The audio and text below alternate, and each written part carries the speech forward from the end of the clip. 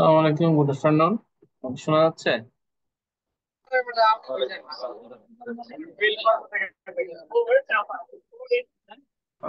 নমস্কার ভাই, স্যার। শোনা যাচ্ছে?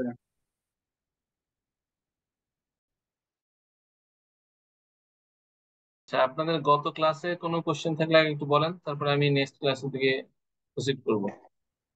স্যার গত আসসালামু আলাইকুম। স্লাইডের উপরে কোনো কোশ্চেন আছে আপনাদের? স্যার ওই যে মানে রেসিডেন্সিয়ালের ওইটাতে একটু প্রবলেম ছিল স্যার। মানে ওই রেসিডেন্সিয়ালের ডেটটা কি আর কি। কোশ্চেন বলেন? স্যার ওই যে কতদিন হইলে সে মানে বাংলাদেশের রেসিডেন্সিয়াল হবে, এই অ্যামাউন্টটা স্যার আর কি। আমরা ওই যে রেসিডেন্ট কি গতদিনের সংখ্যা শেষ করি নাই? জি স্যার। আচ্ছা, রেসিডেন্ট নিয়ে একটু আলোচনা করতে হবে তাই বলতেছেন। আর জি স্যার। আর কারো কোনো কোশ্চেন?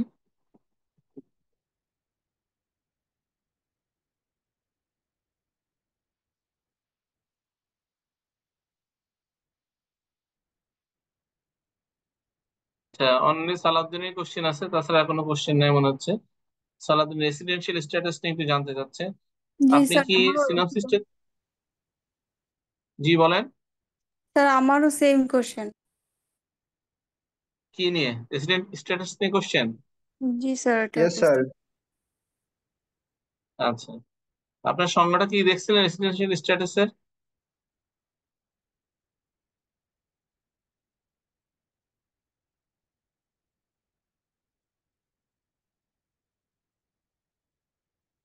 আচ্ছা, আমাদের সেকশন 2 সাবসেকশন 45 অনুসারে আমাদের রেসিডেন্টের সংজ্ঞা দেওয়া হয়েছে ইনকাম ট্যাক্সের।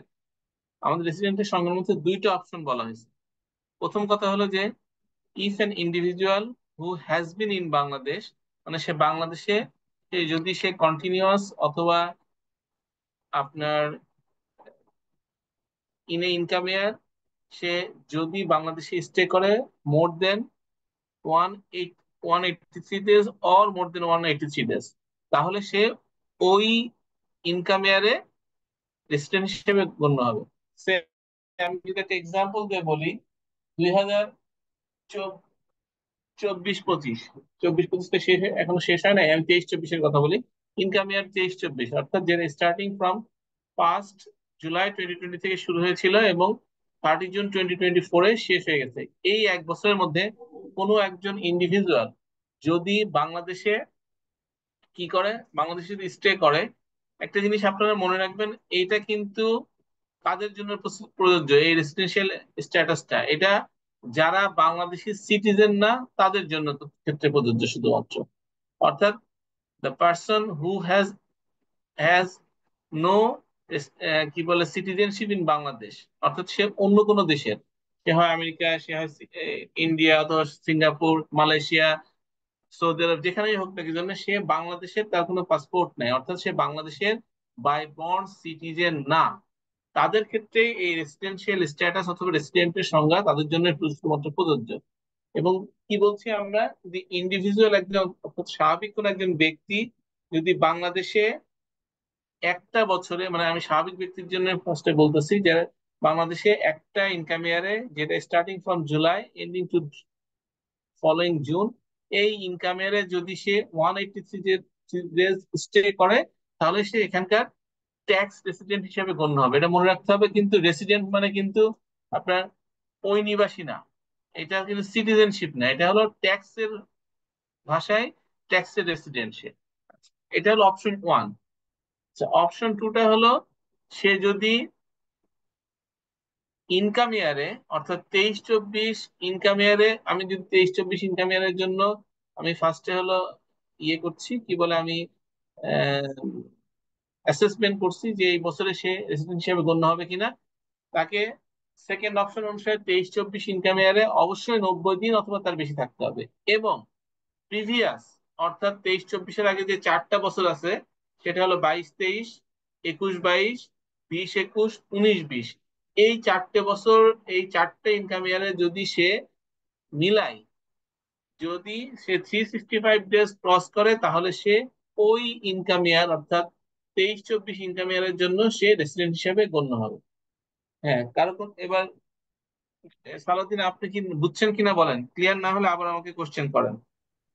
স্যার এই যে জি স্যার, ক্লিয়ার স্যার। এই যে শেষের আর কি 4 বছর সে আর কি থ্রি সিক্সটি প্রিভিয়াস ফাইভ চার ডেজ বছর আর কি। জি জি, স্যার। এবং এই 365 ডেজ কিন্তু সে এক বছরে কভার করলেও তার হয়ে যাবে। এমন না যে সে একটা বছরে সে 19-20 এতদিন থাকা লাগবে, 20-21 এতদিন থাকা লাগবে। বলা হচ্ছে যে প্রিসিডিং 4 ইয়ার্স এর মধ্যে সে 365, when ever when ever possible, সে যদি এর মধ্যে যে কোনো সময় সে যদি 365 দিন বাংলাদেশে স্টে করে, তাহলে সে ওই ইনকাম ইয়ার 23-24 জন্য সে ট্যাক্স রেসিডেন্ট হিসেবে ট্রিট হবে। জি স্যার, থ্যাংক ইউ স্যার। আচ্ছা, এটা শুধু ইন্ডিভিজুয়ালের ক্ষেত্রে বললাম। আর ইয়েটা বোঝানো লাগবে পরে যে আপনার হলো আছে যে ইয়ের ওই যে অন্যান্য কোম্পানি কোম্পানির ক্ষেত্রে এটা সিম্পল কথা। হিন্দু আনডিভাইডেড ফ্যামিলি ফার্ম আদার অ্যাসোসিয়েশন বাংলাদেশি কোম্পানি অথবা আদার কোম্পানি এবং ট্রাস্ট ফান্ডের ক্ষেত্রে মনে রাখবেন এই সবগুলোর ক্ষেত্রে যাদের ম্যানেজমেন্ট এবং কন্ট্রোলটা বাংলাদেশে হোললি সিচুয়েটেড, এই সমস্ত কোম্পানির ক্ষেত্রে সবই বাংলাদেশে আসলে আপনার ইয়ে হয় কি বলে, কন্ট্রোল এবং ম্যানেজমেন্ট থাকে। কিছু কিছু কোম্পানি ছাড়া আমি যেগুলো বলছিলাম, representative office, liaison office, branch office, project office, এগুলোর সাধারণত কন্ট্রোল অ্যান্ড ম্যানেজমেন্ট বাংলাদেশের বাইরে থেকে পরিচালিত হয়। সেই জন্য এই সমস্ত কোম্পানিগুলোতে দেখবেন তারা লেখা থাকে রেসিডেন্সিয়াল স্ট্যাটাস, ইনকাম ট্যাক্স যখন সার্টিফিকেট দেয় তখন লেখা থাকে নন রেসিডেন্ট, এইসব কোম্পানিগুলোর ক্ষেত্রে। বাট আদার দেন দিস, সবগুলোই আপনার এই ম্যানেজমেন্ট এবং কন্ট্রোল বাংলাদেশ থেকে পরিচালিত হলে সেটা হলো আপনার এই সমস্ত company, undivided family farm other association of person, artificial judicial person, অথবা আপনার ট্রাস্ট ফান্ড অথবা যে কোনো এন্টিটি বাংলাদেশে রেসিডেন্ট হিসেবে বিবেচিত হবে। যদিও আপনার এই বিবেচনার ক্ষেত্রে কোনো ইয়ে নাই, কোনো ট্যাক্সের কোনো ইস্যু নাই। অর্থাৎ যদি কোম্পানি ট্যাক্সের রেটের কথা বলি অথবা আপনার উইথহোল্ডিং ক্ষেত্রে বলি, এখানে কোনো কিছু নাই। শুধুমাত্র একটা জায়গায় একটু হইতে পারে যে যে আপনার উইথহোল্ডিং ট্যাক্সের ক্ষেত্রে সেখানে যে নন রেসিডেন্টের একটা স্ট্যাটাস আছে, সেখানে আপনার হয়তো বা তাদের ক্ষেত্রে আপনার ডিফারেন্ট ট্যাক্স রেট হবে। বাট এটা হলো অনেক পরের issue. But in a high লেভেলে যদি আমি বলি তাহলে তেমন কোনো চেঞ্জ রেসিডেন্ট অথবা নন রেসিডেন্ট কোম্পানির মধ্যে কোনো চেঞ্জ নেই। বাট ইন্ডিভিজুয়াল যদি কোনো কিছু আপনার রেসিডেন্ট হিসাবে বিবেচিত হয় তাহলে আপনার এবং নন রেসিডেন্ট হিসেবে বিবেচিত হয় তার মধ্যে অনেক পার্থক্য আছে। আমরা এখন ট্যাক্স রেট যখন দেখবো এই বিষয়টা নিয়ে আমরা আলোচনা করতে পারবো। আর কার কোনো কোশ্চেন লাস্ট স্লাইডের উপরে?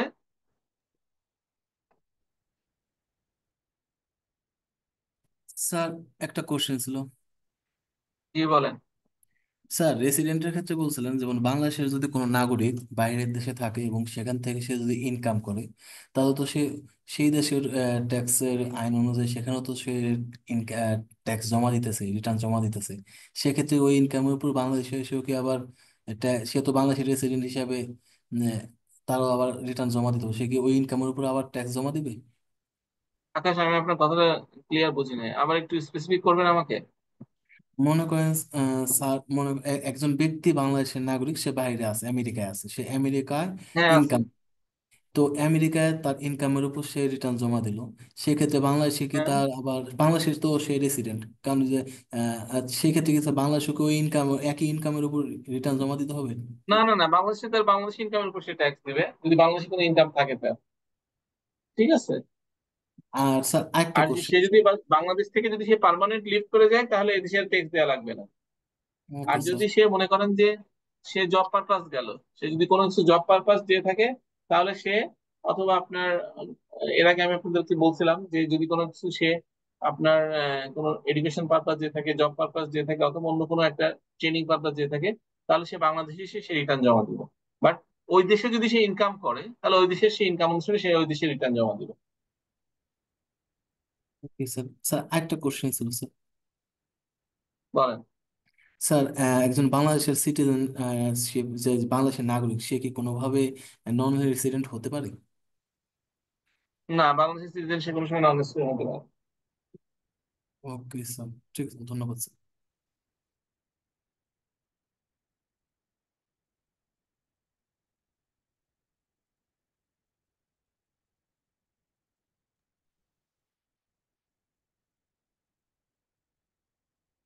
স্লাইড কি দেখা যাচ্ছে? স্লাইড আমি একটা হলো ওয়ার্ড ফাইল শেয়ার করছি আপনাদের সাথে। দেখা যাচ্ছে? স্যার একটু ছোট। ইয়েস স্যার, জি দেখা স্যার, যাচ্ছে। একটু ছোট দেখা যাচ্ছে। ওকে, প্রথমে আমরা ট্যাক্স রেটটা জেনে নিই। আপনাদের ক্ষেত্রে অ্যাসেসমেন্ট ইয়ার 24-25-এর ট্যাক্স রেটটা প্রযোজ্য। প্রথমে হলো ইন্ডিভিজুয়াল এবং ফার্মের ক্ষেত্রে। ইন্ডিভিজুয়াল এবং ফার্ম বলতে আমাদের সিএ ফার্ম বলেন এবং পার্টনারশিপ ফার্ম বলেন, সবগুলো ফার্মের ক্ষেত্রে আপনার ইন্ডিভিজুয়াল ট্যাক্স রেট প্রযোজ্য। সেখানে অর্থাৎ যে সমস্ত ইনকাম ইন্ডিভিজুয়াল এবং ফার্ম অথবা পার্টনারশিপ যাদের ইনকাম ইয়ার এন্ডেড হয়েছে 30 জুন 2024, অলরেডি এন্ডেড, তাদের ক্ষেত্রে আপনার হলো ইন্ডিভিজুয়াল এবং ফার্মের ক্ষেত্রে ট্যাক্স রেট হবে হলো, প্রথম মেল ট্যাক্স পেয়ারের ক্ষেত্রে বলছি, ফিমেলটা পরে বলবো। ফার্স্ট 3,50,000 পর্যন্ত নিন, নেক্সট 1 লাখের উপর 5%, নেক্সট 4 লাখের উপর 10%, নেক্সট 5 লাখের উপর 15%, নেক্সট 5 লাখের উপর 20%, অ্যান্ড ব্যালেন্স অ্যামাউন্টের উপরে 25%। এইটা হলো আমাদের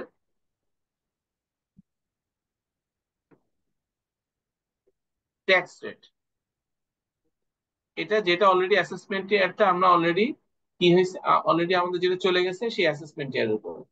এবং এখানে আরো একটা ইস্যু, সেটা হলো যে আপনার যদি আপনার মেল ট্যাক্স পেয়ারের ক্ষেত্রে ফার্স্ট এক্সেমশন হবে হলো 3,50,000, অর্থাৎ 3,50,000 টাকা পর্যন্ত তার ট্যাক্স ফ্রি। 3,50,000 1 টাকা হলেই সে কোথায় চলে যাবে, সে ট্যাক্সের থ্রেশহোল্ডের মধ্যে পড়ে যাবে, unless he he exceeds his income exceeds টাকা 3,50,000, তাহলে তার কোনো ট্যাক্স প্রযোজ্য হবে না। বাট যদি সে 3,50,000 ক্রস করে, সেক্ষেত্রে তার ট্যাক্স রেট হয়ে যাবে, মানে সে ট্যাক্স থ্রেশহোল্ডের মধ্যে পড়ে যাবে। তখন কি ট্যাক্স হবে না হবে অ্যাজ পার দ্য রেট অনুসারে এবং অ্যাপ্লিকেবল যে ল আছে সেই অনুসারে হবে। আচ্ছা, initial exemption limit for women and senior citizen aged 65 years, অর্থাৎ যে সমস্ত আমাদের আহ, আমাদের ফিমেল অথবা ওম্যান আছে এবং তার সিনিয়র সিটিজেন আছে যাদের বয়স 65 বছর অথবা তদূর্ধ্ব, তাদের ক্ষেত্রে আপনার ইনিশিয়াল এক্সেমশনটা হবে হলো 4 লাখ। অর্থাৎ যেখানে আপনার মেল ট্যাক্স পেয়ার, মানে জেনারেল মেল ট্যাক্স পেয়ারের জন্য আপনার 3,50,000, সেটা তাদের ক্ষেত্রে হয়ে যাবে হলো 4 লাখ। এবং পরের যে নেক্সট স্ল্যাব গুলো আছে 1 lakh, 4 lakh, 5 lakh, 5 lakh and balance amount 5, 10, 15, 20 এবং 25 সেম থাকবে, সেখানে কোনো চেঞ্জ নেই, শুধুমাত্র ইনিশিয়াল এক্সেমশনটা তাদের ক্ষেত্রে চেঞ্জ হবে। সুতরাং আপনারা যখন ইন্ডিভিজুয়ালের অঙ্ক করবেন তখন this is very important to see or look যে whether he is a male tax payer or female tax payer or কি বলে সিনিয়র সিটিজেন। জি সালাউদ্দিন বলেন। স্যার এই যে 65 বছরের কথা বলছে, এটা যদি অ্যাসেসমেন্ট ইয়ারে গিয়ে 65 বছর হয় তাহলে তো স্যার ওই 4 লাখ ধরবো না, ওই 3.5 লাখে ধরবো। না না, অ্যাসেসমেন্ট ইয়ারে না, আপনার যদি আপনার ওই তাকে যে অ্যাসেসমেন্ট ইয়ারের জন্য আপনি হলো রিটার্ন জমা দিচ্ছেন, ঠিক আছে, জি সেই রিটার্নের সময় যদি আপনার 65 ইয়ার্স, যদি আপনার এজ যদি তার ক্রস করে অথবা হয়ে যায়, তখন হবে আপনার আপনার জন্ম তারিখ থেকে শুরু করে। জি আচ্ছা, for third gender and physically challenge person, অর্থাৎ যে সমস্ত আপনার তৃতীয় লিঙ্গ অথবা ফিজিক্যালি চ্যালেঞ্জ পার্সন আছে, ফিজিক্যালি চ্যালেঞ্জ পার্সন বলে আমাদের আমাদের দেশে অনেক হ্যান্ডিক্যাপ থাকতে পারে, বুদ্ধি প্রতিবন্ধী থাকতে পারে, তারপরে আপনার হলো হাত পার প্রতিবন্ধী থাকতে পারে, অনেক রকম থাকতে পারে, যাদের ক্ষেত্রে আছে, তাদের এক্সেমশন লিমিট হলো 4,75,000, যেটা আপনার ফার্স্ট ট্যাক্স পেয়ারের ক্ষেত্রে, মেল ট্যাক্স পেয়ারের ক্ষেত্রে ছিল 3,50,000, সেটা হয়ে যাবে হলো 4,75,000। আচ্ছা, এরপরে for gazetted warranted freedom fighters, অর্থাৎ যারা আপনার যুদ্ধাহত মুক্তিযোদ্ধা আছে, তাদের ক্ষেত্রে ইনিশিয়াল এক্সেমশনটা হবে হলো 5 লাখ। অর্থাৎ আপনার ইনস্টেড অফ 3,50,000 তাদের ক্ষেত্রে হয়ে যাবে হলো 5 লাখ। এরপরে ইন এডিশন আছে, in case of A parent or legal guardian of A physically challenge person, he or she will get a further initial exemption of টাকা 50,000 in addition to above limit। অর্থাৎ যদি কোনো একজন যদি কোনো একটা যদি কোনো আপনার কারোর যদি অথবা কোনো একজন মেল অথবা ফিমেল ট্যাক্স পেয়ারের যদি কোনো ফিজিক্যালি চ্যালেঞ্জ, যদি আপনার ইয়ে থাকে, কোনো চাইল্ড থাকে, অথবা সে যদি লিগ্যাল গার্ডিয়ান হয় কোনো একটা ফিজিক্যালি চ্যালেঞ্জ পার্সনের, সেক্ষেত্রে তার ইনিশিয়াল এক্সামশনটা আরো 50% অ্যাড হবে। অর্থাৎ যদি মেল ট্যাক্স পেয়ারের ক্ষেত্রে হয় তার হবে, যদি তার যদি কোনো একটা আপনার ফিজিক্যালি চ্যালেঞ্জ কোনো চাইল্ড থাকে অথবা সে যদি লিগ্যাল গার্জিয়ান হয় তার ক্ষেত্রে হয়ে যাবে 4 লাখ সেটা। আর যদি কোনো ফিমেলের হয়ে থাকে সেটা হয়ে যাবে 4,50,000। আবার যদি সে যদি গেজেটেড ওয়ারেন্টেড ফ্রিডম ফাইটার হয় তার ক্ষেত্রে হয়ে যাবে হলো 5,50,000। অথবা সে যদি নিজেও ফিজিক্যালি চ্যালেঞ্জ পার্সন হয়ে থাকে তার ক্ষেত্রে হয়ে যাবে 5,25,000 টাকা। অথবা সে যদি থার্ড জেন্ডার হয়। অর্থাৎ এই ইনিশিয়াল এক্সামশনটা আপনার in addition two above limit ইয়ের ক্ষেত্রে পাবে। আচ্ছা, আর এটা মনে রাখতে হবে যে সে যে এক্সামশনটা পাচ্ছে এটা প্রতি চাইল্ডের জন্য। তার যদি 2টা চাইল্ড থাকে তার 2টা চাইল্ডের জন্য সে 50-50 আপনার 1 লাখ পাবে। যদি তার একটা থাকে সে পাবে 50। অর্থাৎ for for a physically challenged person he will get A an initial further exemption of আপনার চাইল্ড। আচ্ছা, এরপরে হলো আমাদের অ্যাসেসমেন্ট ইয়ার 25-26। এইটা আমাদের ফাইন্যান্স অ্যাক্ট 2024 অনুসারে আমাদেরকে আসলে আপনার 2টা বছরের ট্যাক্স রেট দিয়ে দিচ্ছে। 2টা বছরের ট্যাক্স রেট মানে আমাদের আপনার ইয়েতে কি বলে, এই যে প্রসপেক্টিভ যে ট্যাক্স রেটটা হবে পরবর্তী বছরে সেটা আমাদেরকে এখানে আসলে মেনশন করে দিচ্ছে। অর্থাৎ আপনার আগামী বছর আপনি কত টাকা রেটে ট্যাক্স ডিডাকশন করবেন সেটা এখন থেকে আপনি ক্লিয়ার বুঝতে পারবেন। জি আব্দুল খালেক বলেন। স্যার, এখানে যদি বাবা মা দুজনেই যদি ট্যাক্স পেয়ার যদি হয়, সন্তান যদি প্রতিবন্ধী থাকে, তাহলে কি দুজনেই এক্সাম্পশন একজন পাবে? পাবে, একজন, অনলি ওয়ান। ওকে স্যার, ঠিক আছে, থ্যাংক ইউ। আচ্ছা, সেই ক্ষেত্রে আমাদের অ্যাসেসমেন্ট ইয়ার 25-26 অনুসারে এখানে আমাদের কিছুটা চেঞ্জ এসছে আমাদের আপনার ট্যাক্স রেটে। প্রথম যে 3,50,000 টাকা ছিল সেটা নীল, তারপর 1 লাখ, 4 লাখ, 5 লাখ এবং 5 লাখ পর্যন্ত ঠিক আছে। এবং নেক্সট যেখানে আমাদের আগে ছিল আপনার আহ, যেখানে আপনার স্ল্যাবটা ছিল আপনার 25%, অর্থাৎ যেখানে রিমেনিং অ্যামাউন্টের উপর 25% ছিল, সেইটা এখন বাড়িয়ে এখানে আরেকটা স্ল্যাব করানো হয়েছে, সেটা হলো আপনার 20 লাখ টাকা পর্যন্ত 25% অ্যান্ড দ্য রিমেনিং অ্যামাউন্টের উপর 30%। অর্থাৎ আগের যে অর্থাৎ আপনারা যে সময় পরীক্ষা দিবেন সেই সময় যে অর্থাৎ আপনার অ্যাসেসমেন্ট ইয়ার 24-25 পর্যন্ত আপনারা পাবেন, সেক্ষেত্রে আপনার হায়েস্ট ট্যাক্স ব্র্যাকেট হলো রেট হলো আপনার 25%। বাট যদি 25-26 এর ট্যাক্স রেট আপনার হায়েস্ট ট্যাক্স রেট জিজ্ঞেস করে সেখানে হবে 30%। যেহেতু অলরেডি এইটা আসলে অলরেডি পাবলিশড, আপনার এমন হতে পারে আপনাদের অঙ্ক দিতে পারে যে অ্যাসেসমেন্ট ইয়ার 25-26 এর আপনার ট্যাক্স হায়েস্ট ট্যাক্স ব্র্যাকেট কত হবে, অথবা স্পেসিফিক বলতে পারে যে সেখানে কত থেকে ট্যাক্স রেট শুরু এবং কত থেকে শেষ। তখন আপনাদের বলতে হবে নীল থেকে শুরু এবং 30% থেকে শেষ। আর 24-25-এর জন্য নীল থেকে শুরু, আমার 25% গিয়ে শেষ হবে।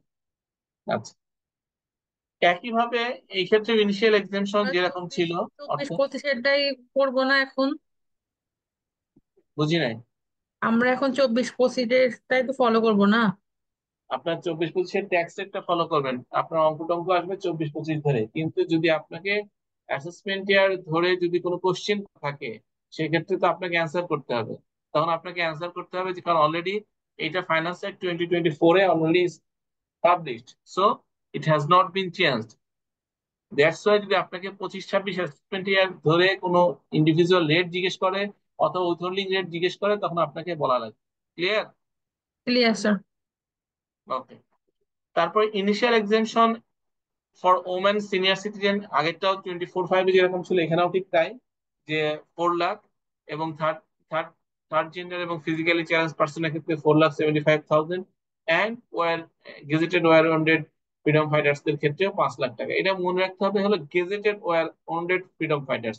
এখানে যদি আপনার কোশ্চেনে এমন কিছু বলা থাকে যে একজন মুক্তিযোদ্ধা, বা এরকম যদি এরকম এবং যদি ব্র্যাকেটে এমন লেখা থাকে যে সে আপনার নন গেজেটেড মানে আপনার সে মুক্তিযোদ্ধার যে আমাদের হলো গেজেট লিস্ট আছে সেখানে তার অবশ্যই নাম থাকতে হবে। যদি সেখানে তার নাম না থাকে, সে যদি আপনার সেলফ ডিক্লেয়ার্ড মুক্তিযোদ্ধা হয় অথবা যদি মুক্তিযোদ্ধা হতেও পারে কিন্তু সে আপনার তার নামটা মুক্তিযোদ্ধা মন্ত্রণালয়ের অধীনে যে আমাদের গেজেট আছে সেই গেজেটে পাবলিশ করা নাই, তাহলে কিন্তু সে এই এক্সেমশনটা পাবে না। এবং স্পেসিফিক ভাবে তাদের প্রত্যেকের একটা নাম্বার থাকে, সেই নাম্বার ধরে তাকে এটাকে প্রমাণ করতে হবে। আচ্ছা, সেম সেম অ্যাজ 24-25 এর মধ্যে যেরকম আপনার হলো ইয়ে ছিল অ্যাসেসমেন্ট ইয়ারে, যেরকম ইনিশিয়াল এক্সামশন ছিল ফিজিক্যালি চ্যালেঞ্জ পার্সনের কোনো লিগ্যাল গার্ডিয়ান অথবা প্যারেন্টের জন্য, সেম আপনার এখানেও ঠিক তাই আছে, additional 50% for each physically challenge পার্সনের জন্য তারাও পাবে। আচ্ছা, নাম্বার 3 তে আমরা দেখবো যে নন রেসিডেন্ট ট্যাক্স পেয়ারের ক্ষেত্রে, অর্থাৎ এখানে দেখেন কথা বলা আছে নন রেসিডেন্ট আদার দেন বাংলাদেশি নন রেসিডেন্ট। আদার দেন বাংলাদেশি নন রেসিডেন্ট বলতে আমরা বাংলাদেশে যারা প্রবাসী, মানে বাংলাদেশি প্রবাসী যারা, অর্থাৎ তারা বাংলাদেশে জন্মগ্রহণ করছে কিন্তু তারা দেশের বাইরে থাকে, অর্থাৎ দেশের বাইরে তারা চাকরি বাকরি করে, কাজকর্ম করে, আহ, তাদের ক্ষেত্রে কিন্তু এই 30% ট্যাক্স রেটটা প্রযোজ্য না। এটা আমি আবারও বলছি, নন রেসিডেন্টের ক্ষেত্রে তাদের এই ট্যাক্স রেটটা প্রযোজ্য। এটা যারা বাংলাদেশের সিটিজেন না, বাইরের সিটিজেন, ইনকাম ট্যাক্সের সংজ্ঞা অনুসারে সে নন রেসিডেন্ট হিসেবে বিবেচিত হয়েছে ওই ইনকাম ইয়ারে, তাদের ক্ষেত্রে আপনার ফ্ল্যাট ট্যাক্স রেট, অর্থাৎ তাদের ক্ষেত্রে কোনো স্ল্যাব রেট বলে থাকবে না, তাদের ক্ষেত্রে থাকবে হলো 30% অন টোটাল ইনকাম। অর্থাৎ তারা যদি 1 কোটি টাকাও ইনকাম করে, সরাসরি 1 কোটি টাকার উপরে 30% আপনার 30 লাখ টাকা তাকে ট্যাক্স দিতে হবে। সেক্ষেত্রে তার ক্ষেত্রে কোনো এক্সেমশন, সরি, তার ক্ষেত্রে কোনো স্ল্যাব রেট নাই। বাট সে যদি আবার ট্যাক্স রেসিডেন্ট হয়ে যায়, ফলোইং দ্য ইনকাম ট্যাক্স, যে রেসিডেন্টের যে আমাদের যে নিয়ম আছে, অর্থাৎ আমাদের যে রুল আছে, সেটা যদি করে ফলো করে সে রেসিডেন্ট হয়, ট্যাক্স রেসিডেন্ট, তখন আবার সে স্ল্যাব রেটে সুযোগ সুবিধাটা পাবে। আচ্ছা, স্যার এরপরে এটা নাম্বার তাহলে 4। শুধুমাত্র ফরেনারদের জন্য? জি, যারা বাংলাদেশের সিটিজেন না, আমি বলছি যাদের সিটিজেনটা বাইরে জি দেশে। জি। আচ্ছা, মিনিমাম ট্যাক্স পেবল, নাম্বার 4 আমরা আলোচনা করবো। মিনিমাম ট্যাক্স পেবল বলতে যে আমাদেরকে আমাদের ট্যাক্স ট্যাক্স থ্রেশহোল্ড ক্রস করলে অবশ্যই এই পরিমাণ টাকা আমাকে ট্যাক্স দিতেই হবে। আপনার যে পরিমাণ আমার, তাতে আমার যতটুকুই ট্যাক্স, অর্থাৎ এই পরিমাণ ট্যাক্স না দিলে, অর্থাৎ মিনিমাম আয়দের এতটুকু, অথবা যদি এর চেয়ে বেশি হয় তাহলে সে বেশি অংশটুকু আমাকে ট্যাক্স দিতে হবে। তাহলে মিনিমাম ট্যাক্স তো কতটুকু হবে? Minimum tax payable depending on the location of the assessee, অর্থাৎ এসএসসি লোকেশনের উপর ডিপেন্ড করে আপনার মিনিমাম ট্যাক্সটা চার্জ হবে। Within Dhaka and Chattogram city corporation, ঢাকার মধ্যে 2টা সিটি কর্পোরেশন আছে, Dhaka north and Dhaka south, এই দুটা মিলে এবং চট্টগ্রাম সিটি কর্পোরেশন মিলে আমাদের মিনিমাম ট্যাক্স হবে হলো 5000 টাকা। এরপর আছে হলো other city corporation. Other city corporation বলতে ঢাকার বাইরে অন্যান্য যে সিটি কর্পোরেশন গুলো আছে, যেমন গাজীপুর, নারায়ণগঞ্জ, ময়মনসিংহ, রংপুর, তারপরে খুলনা, এই অন্যান্য যে সিটি কর্পোরেশন গুলো আছে, সেই এই সমস্ত সিটি কর্পোরেশনে যদি লোকেশন হয়, তাহলে তার tax rate, minimum tax rate হবে 4000। এবং আদার দেন সিটি কর্পোরেশন, অর্থাৎ ইউনিয়ন পরিষদ, আপনার পৌরসভা, যেখানে থাকুক না কি জন্য, সেক্ষেত্রে মিনিমাম ট্যাক্স হবে তখন 3000। আচ্ছা, এখন আমাদেরকে বুঝতে হবে ডিপেন্ডিং অন লোকেশন বলতে আসলে আমরা কি বুঝি। Depending on location is very important. এইটা এটাকে এটাকে আপনার অ্যাসারটাইন করা হবে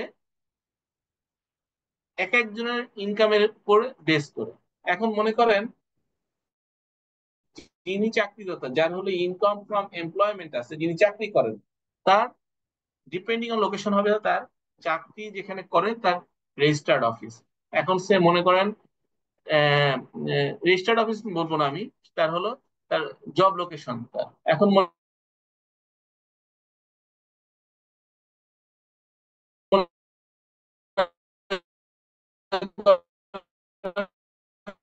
যে কেউ সে চাকরি করে, অথবা তার আপনার চাকরির জায়গাটা হলো আপনার, তার অফিসটা হলো ঢাকা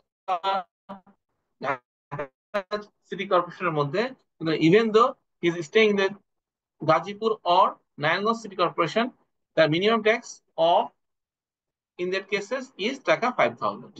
আচ্ছা, আবার যদি আমি ইনকাম ফ্রম রেন্টের ক্ষেত্রে বলি, তাহলে তার যদি আপনার তার যদি টিনটা খোলাই হয়, তার মেইন সোর্স অফ ইনকাম যদি হয় ইনকাম ফ্রম রেন্ট, তাহলে তার এই যে অবস্থা, তার যে আপনার রেন্টেড ওয়্যার হাউস, মানে তার যে প্রপার্টিটা যেখানে সিচুয়েটেড, সে তার উপরে বেস করে তার ট্যাক্স রেট হবে।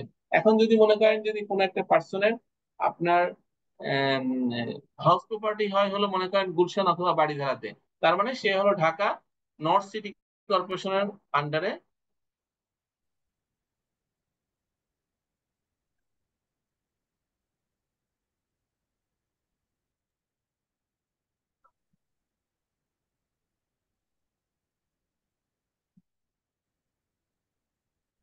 আপনি সিআর আছেন ক্লাসে?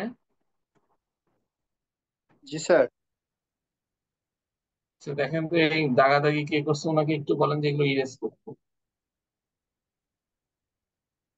রিকোয়েস্ট করেন।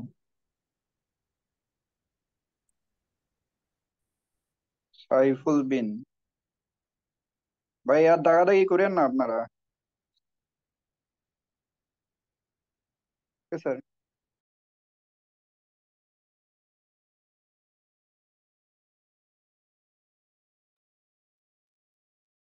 আচ্ছা, এটা বলছিলাম যে যদি তার আপনার হলো হাউস প্রপার্টিটা থেকে থাকে অথবা তার কোনো প্রপার্টি থেকে থাকে হলো আপনার গুলশানে, এবং সেটা এটাকে বেস করে তার যদি আপনার টিআইন নেওয়া হয়, তাহলে সে গুলশান যেহেতু আমাদের নর্থ সিটি কর্পোরেশনের মধ্যে আহ, অবস্থিত, তাহলে সে তার মিনিমাম ট্যাক্সটা হবে তখন হলো 5,000।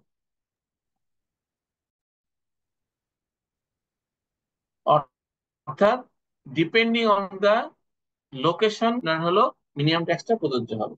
এমন হতে পারে কোন একজন লোক হয়তো সে ঢাকাতে চাকরি করে, সরি, সেটা আপনার হলো মনে করেন খুলনাতে চাকরি, খুলনাতে না, আমি বলি মনে করেন যশোরে চাকরি করে, কিন্তু সে হলো ঢাকাতে তার বাড়ি আছে, কিন্তু এবং তার হলো মেইন সোর্স অফ ইনকাম হলো যশোরে সে জব করে, তাহলে তার তখন তার ক্ষেত্রে মিনিমাম ট্যাক্সটা হবে হলো আমার 3,000 টাকা। স্যার কত থাউজেন্ড বললেন? 3,000। 3,000।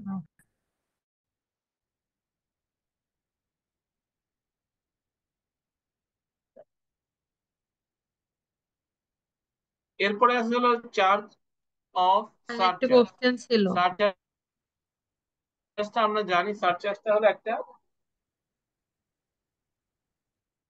জি কার কোনো কোশ্চেন? জি স্যার, একটা কোশ্চেন ছিল, মানে আমার হচ্ছে ইনকামের মেন সোর্স যেখান থেকে, আমি সেইখান থেকে মূলত ট্যাক্সটা দিব, মানে লোকেশন, বুঝি মানে নাই। লোকেশন, মানে লাস্ট যে এক্সাম্পলটা দিলেন যে যশোরে ওনার চাকরি, কিন্তু ওনার বাসা হচ্ছে খুলনাতে কিংবা ঢাকাতে। আমি মনে করেন সে হলো যশোর আকিজ চাকরি করে, আমাকে জি। একটু উদাহরণটা দিতে দেন। যশোর সে আকিজ, সে যেহেতু যশোর আকিজে চাকরি করে এবং তার টিআইনটা নেওয়া হয়েছে তার এমপ্লয়মেন্টের উপর বেস করে, ঠিক আছে, তাহলে সে যশোরে ট্যাক্স দিবে, এবং তার মিনিমাম ট্যাক্সটা হবে হলো যশোরের, যেহেতু আপনার আদার সিটি কর্পোরেশনের মধ্যে, তখন তার মিনিমাম ট্যাক্সটা হবে 3,000। ক্লিয়ার? ওকে। জি স্যার।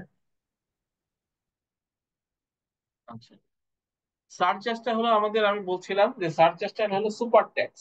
অর্থাৎ আপনার সাধারণত সারচার্জটা নেওয়া হয় কাদের কাছ থেকে, যাদের ইনকাম একটা লেভেল পরে, এবং এটা একটা হলো স্পেশাল ট্যাক্স, এটা নট এ আপনার হলো আপনার রেগুলার ট্যাক্স না, এটা হলো একটা স্পেশাল ট্যাক্স। অর্থাৎ যাদের আপনার ইনকাম লেভেল অনেক হায়ার, অথবা যারা অনেক অর্থের আপনার হলো কি বলে মালিক, ওনার, তাদের ক্ষেত্রে প্রত্যেকটা দেশেই বিভিন্ন বিভিন্ন বিভিন্ন রকম কান্ট্রিতে এটা সুপার ট্যাক্স, সারচার্জ, যে কোনো নামে এটা হলো প্রযোজ্য। আমাদের দেশে সারচার্জ কয়েকটা আছে, একটা হলো এনভায়রনমেন্ট সারচার্জ আছে, তারপর ওয়েল সারচার্জ আছে। ফার্স্ট টাইম ওয়েল সারচার্জের কথা বলি। Wealth surcharge is payable by an individual assessee on total tax payable if the total net worth exceeds টাকা 40 মিলিয়ন। অর্থাৎ যদি কোনো একটা ইন্ডিভিজুয়াল অ্যাসেসির আপনার নেট ওর্থ মানে আপনার সবাই বুঝতে পারছেন, গ্রস ওয়েলথ থেকে আপনার যদি কোনো লায়াবিলিটি থাকে, সেই লায়াবিলিটিকে বাদ দেওয়ার পরে আমার নেট ওর্থ হবে। এই নেট ওর্থটার উপরে যদি নেট ওর্থটা যদি 4 লাখ টাকা ক্রস করে, সরি 4 কোটি টাকা ক্রস করে, অর্থাৎ 40 মিলিয়ন ক্রস করে, ইন দের কেসেস সে হলো এই সারচার্জের আওতাধীনে সে পড়ে যাবে, অর্থাৎ সে তখন তাকে সারচার্জ প্রযোজ্য হবে তার উপরে। এবং সারচার্জটা কতটুকু প্রযোজ্য হবে মনে রাখতে হবে, টোটাল ট্যাক্স পেবলের উপর, অর্থাৎ তার যে রেগুলার যে ট্যাক্স পেবল আপনার কম্পিউট করা হয়েছে, অ্যাসারটেইন করা হয়েছে, কম্পিটিশন করা হয়েছে, ক্যালকুলেশন করা হয়েছে, তা সেটার উপরে তার উপরে 10% হবে। আচ্ছা, এখানে আরো একটা কথা, শুধুমাত্র নেটওয়ার্থ যে 4 কোটি টাকা ক্রস করলে তা শুধুমাত্র সারচার্জ হবে তা না। এখানে আরো একটা ক্রাইটেরিয়া, আপনার দুইটা ক্রাইটেরিয়া আপনি ইনক্লুড করা হয়েছে। সেটা হলো তার যদি নিজের নামে একের অধিক গাড়ি থাকে, অর্থাৎ আমার যদি নামে দুইটা গাড়ি থাকে, অর্থাৎ আমি যদি সিরিয়ান কার ইউজ করি, তাহলে যদি আমার দুইটা থাকে, তাহলে সেক্ষেত্রে আমি এই মিনিমাম ট্যাক্সের উপরে কি সারচার্জের অধীনে পড়ে যাব, সেক্ষেত্রে আমাকে সারচার্জটা দেওয়া লাগবে। যদিও আমার 4 কোটি টাকা হয়তো বা আমার অ্যাসেট ক্রস করে নাই, দুইটা গাড়ি আছে আমার নামে, তাহলে সেক্ষেত্রেও আমাকে এই সারচার্জের মধ্যে আমি পড়ে যাব, এবং আমাকে টোটাল ট্যাক্স পেবলের উপরে ক্রাইটেরিয়া বলা আছে। যদি আমার কোনো ফ্ল্যাট থাকে, আমি যদি কোনো ফ্ল্যাটের মালিক হই 8,000 স্কোয়ার ফিটের, অর্থাৎ আমার ইন টোটাল মনে করেন আমার আহ, ঢাকা শহর বলেন অথবা ঢাকার বাইরে বলেন, যেখানে বলেন না কেন, আমার যদি কি বলেন, এনি কোশ্চেন?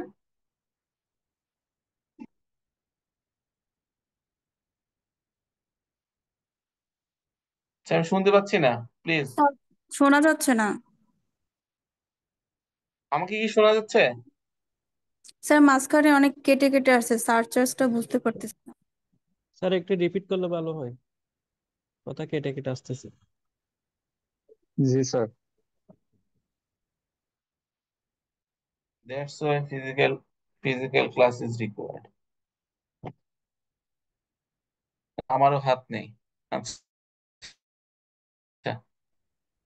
ওকে, আমি সারচার্জটা আবার রিপিট করছি। সেটা হলো যে সারচার্জটা তখনই প্রদেয় হবে যদি তার ক্রাইটেরিয়া মিট করে। আচ্ছা, আমি কি অডিবল নাও এখন? শোনা যাচ্ছে ক্লিয়ার? আগের মতোই কেটে স্যার, কেটে কেটে কেটে আসছে। আসছে। তো স্যার ক্লিয়ার না। আমাকে শোনা যাচ্ছে ক্লিয়ার? মাঝে মাঝে স্যার ই হয়ে আসে স্যার, স্যার শোনা যায়। অডিওটা কেটে কেটে আসে স্যার। স্যার এটা মাঝে মাঝে হয়।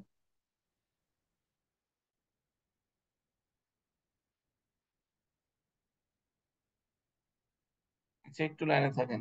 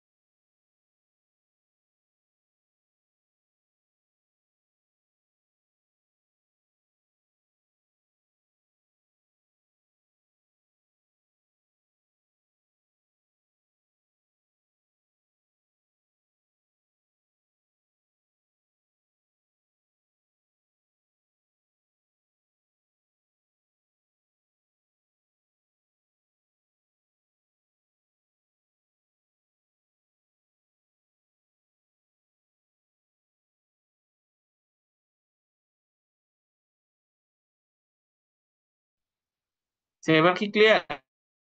শোনা যাচ্ছে আমাকে? জি স্যার। জি স্যার, যাচ্ছে। ওকে, আচ্ছা, আমরা সারচার্জ নিয়ে আলোচনা করছিলাম। যে আমি বলছি যে সারচার্জ তখনই প্রদেয় হবে যদি আমাদের হলো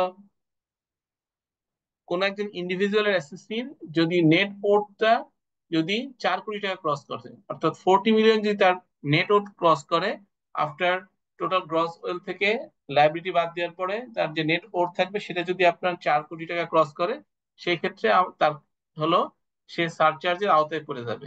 এবং আরো দুইটা ক্রাইটেরিয়া আছে, ইফ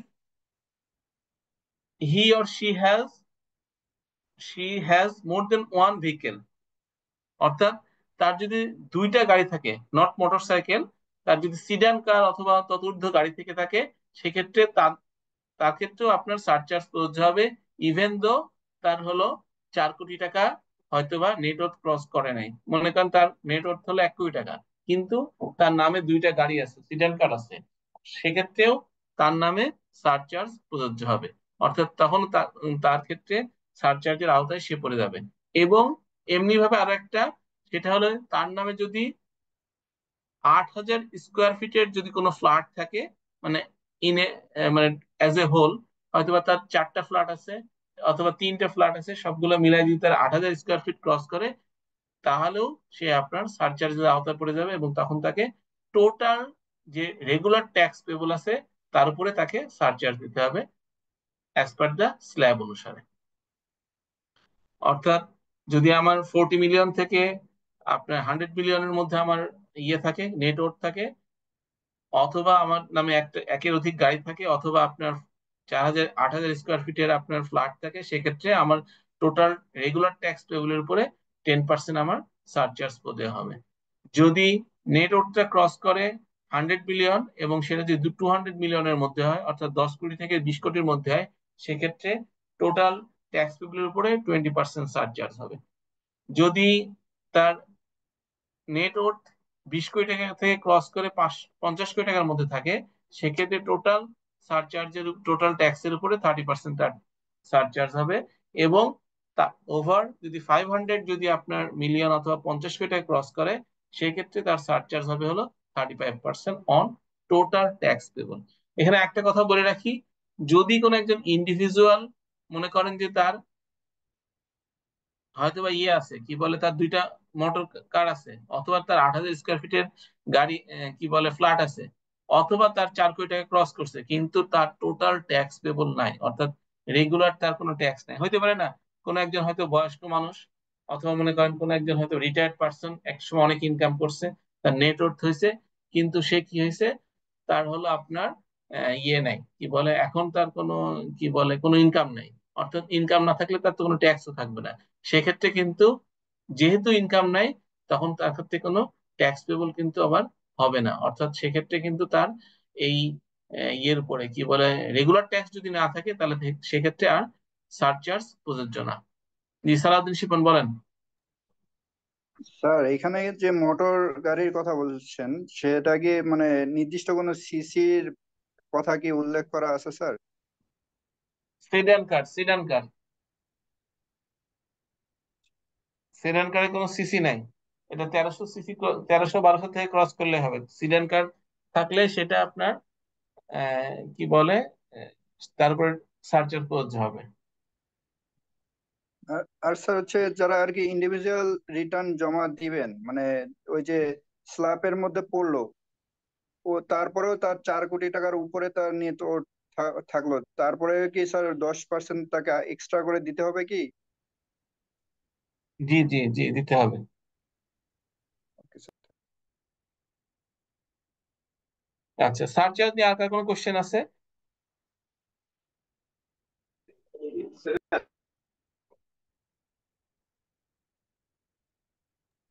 স্যার একটা কোশ্চেন ছিল। জি বলেন।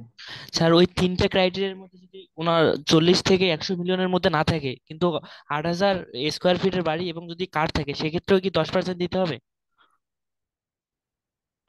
জি জি জি। আচ্ছা স্যার।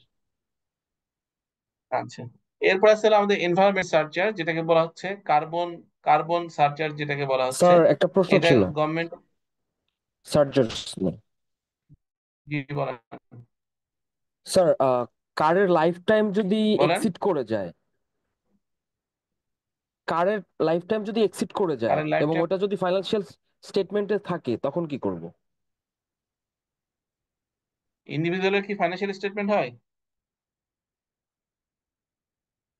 স্যার মানে আমি হুম। যদি ইয়া হয় স্যার, মানে কি ওনার মানে হচ্ছে আপনার ক্ষেত্রে যদি আপনি ব্যালেন্স শিট তৈরি করেন, ইন্ডিভিজুয়ালের ব্যালেন্স শিট হয়? স্যার পোর্টফোলিওতে যদি থাকে স্যার। বলছি ইন্ডিভিজুয়ালের কোনো ব্যালেন্স শিট হয়? না স্যার, হয় না স্যার। স্যার হ্যাঁ, পোর্টফোলিও। তাহলে স্যার টিএনবির আপনি কথা কি মনে হয় আপনি কি বলছেন কোনো উনি। ডেপ্রিসিয়েশন অ্যালাউন্স পান ইন্ডিভিজুয়াল? না স্যার। ইন্ডিভিজুয়াল কোনো কি ব্যালেন্স শিট কোনো ডেপ্রিসিয়েশন পায়? ও না না না, সরি স্যার, সরি স্যার। আচ্ছা, এটা আমি বলছি যে ইন্ডিভিজুয়াল এসএসসি, হ্যাঁ, স্বাভাবিক করদাতার ক্ষেত্রে প্রযোজ্য এটা। আচ্ছা, এরপর আছে হলো environment surcharge. Environment surcharge is payable by an individual assessee as stated below.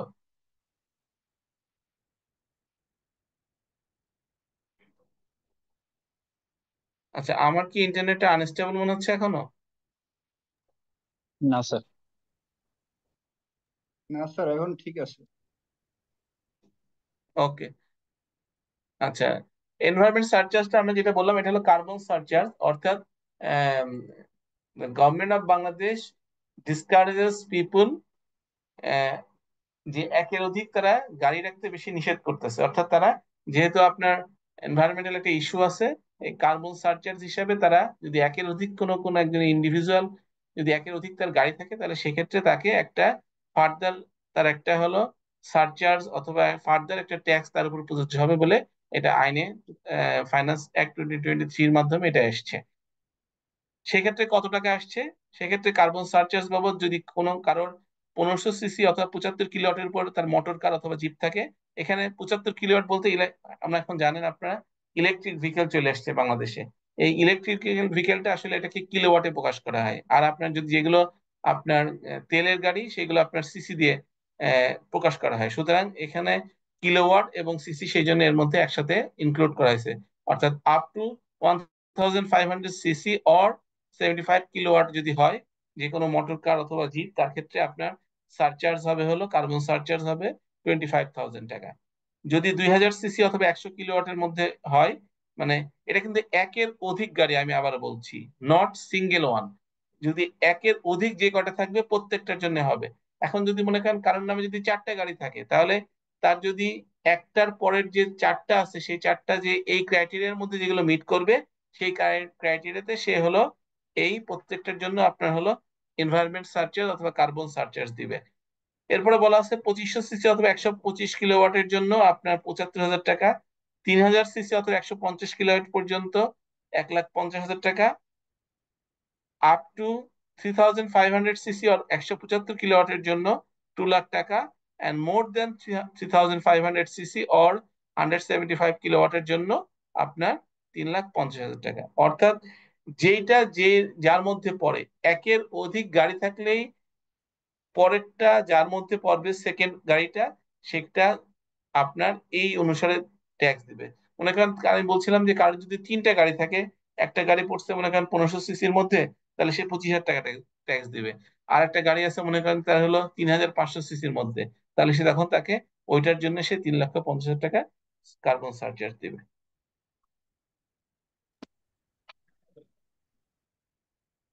আচ্ছা, এরপরে আমাদের ট্যাক্স রেট আছে হলো কর্পোরেটের ক্ষেত্রে আমরা ট্যাক্স রেট গুলো দেখে নিই।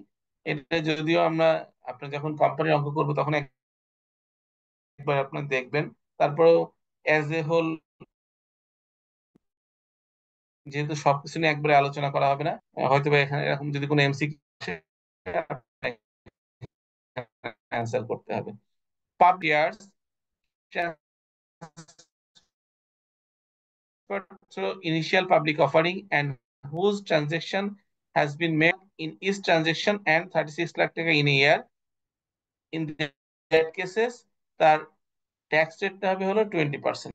অর্থাৎ পাবলিকলি ট্রেডেড কোম্পানিজ মানে আমরা যেটা বুঝি যাদের হলো বাজারে আপনার সেকেন্ডারি মার্কেটে শেয়ার লেনদেন করা হয় মোর দেন 10%, অর্থাৎ যারা বিভিন্ন আমরা দেখি যে স্টক শেয়ারে ঢাকা স্টক এক্সচেঞ্জ অথবা আপনার চিটাগাং স্টক এক্সচেঞ্জে লিস্টেড কোম্পানি আছে এবং যাদের মোর দেন 10% শেয়ারটা আইপিও এর মাধ্যমে বাইরে ছাড়া আছে, তারা যদি আপনার করে কি বলে, তার সে সমস্ত কোম্পানির ক্ষেত্রে আপনার ট্যাক্স রেটটা হবে হলো 20%।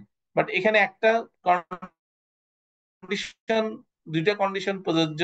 তারা কোনো একটা ইন্ডিভিজুয়াল ট্রানজেকশন, অর্থাৎ একটা ইন্ডিভিজুয়াল ট্রানজেকশন 5 লাখ টাকার অধিক করতে পারবে না ক্যাশ পেমেন্টের ক্ষেত্রে। অর্থাৎ তারা যদি কোনো ক্যাশ পেমেন্ট করে ক্যাশ পেমেন্ট তারা করতে পারবে, বাট অ্যালাউড কতটুকু পর্যন্ত?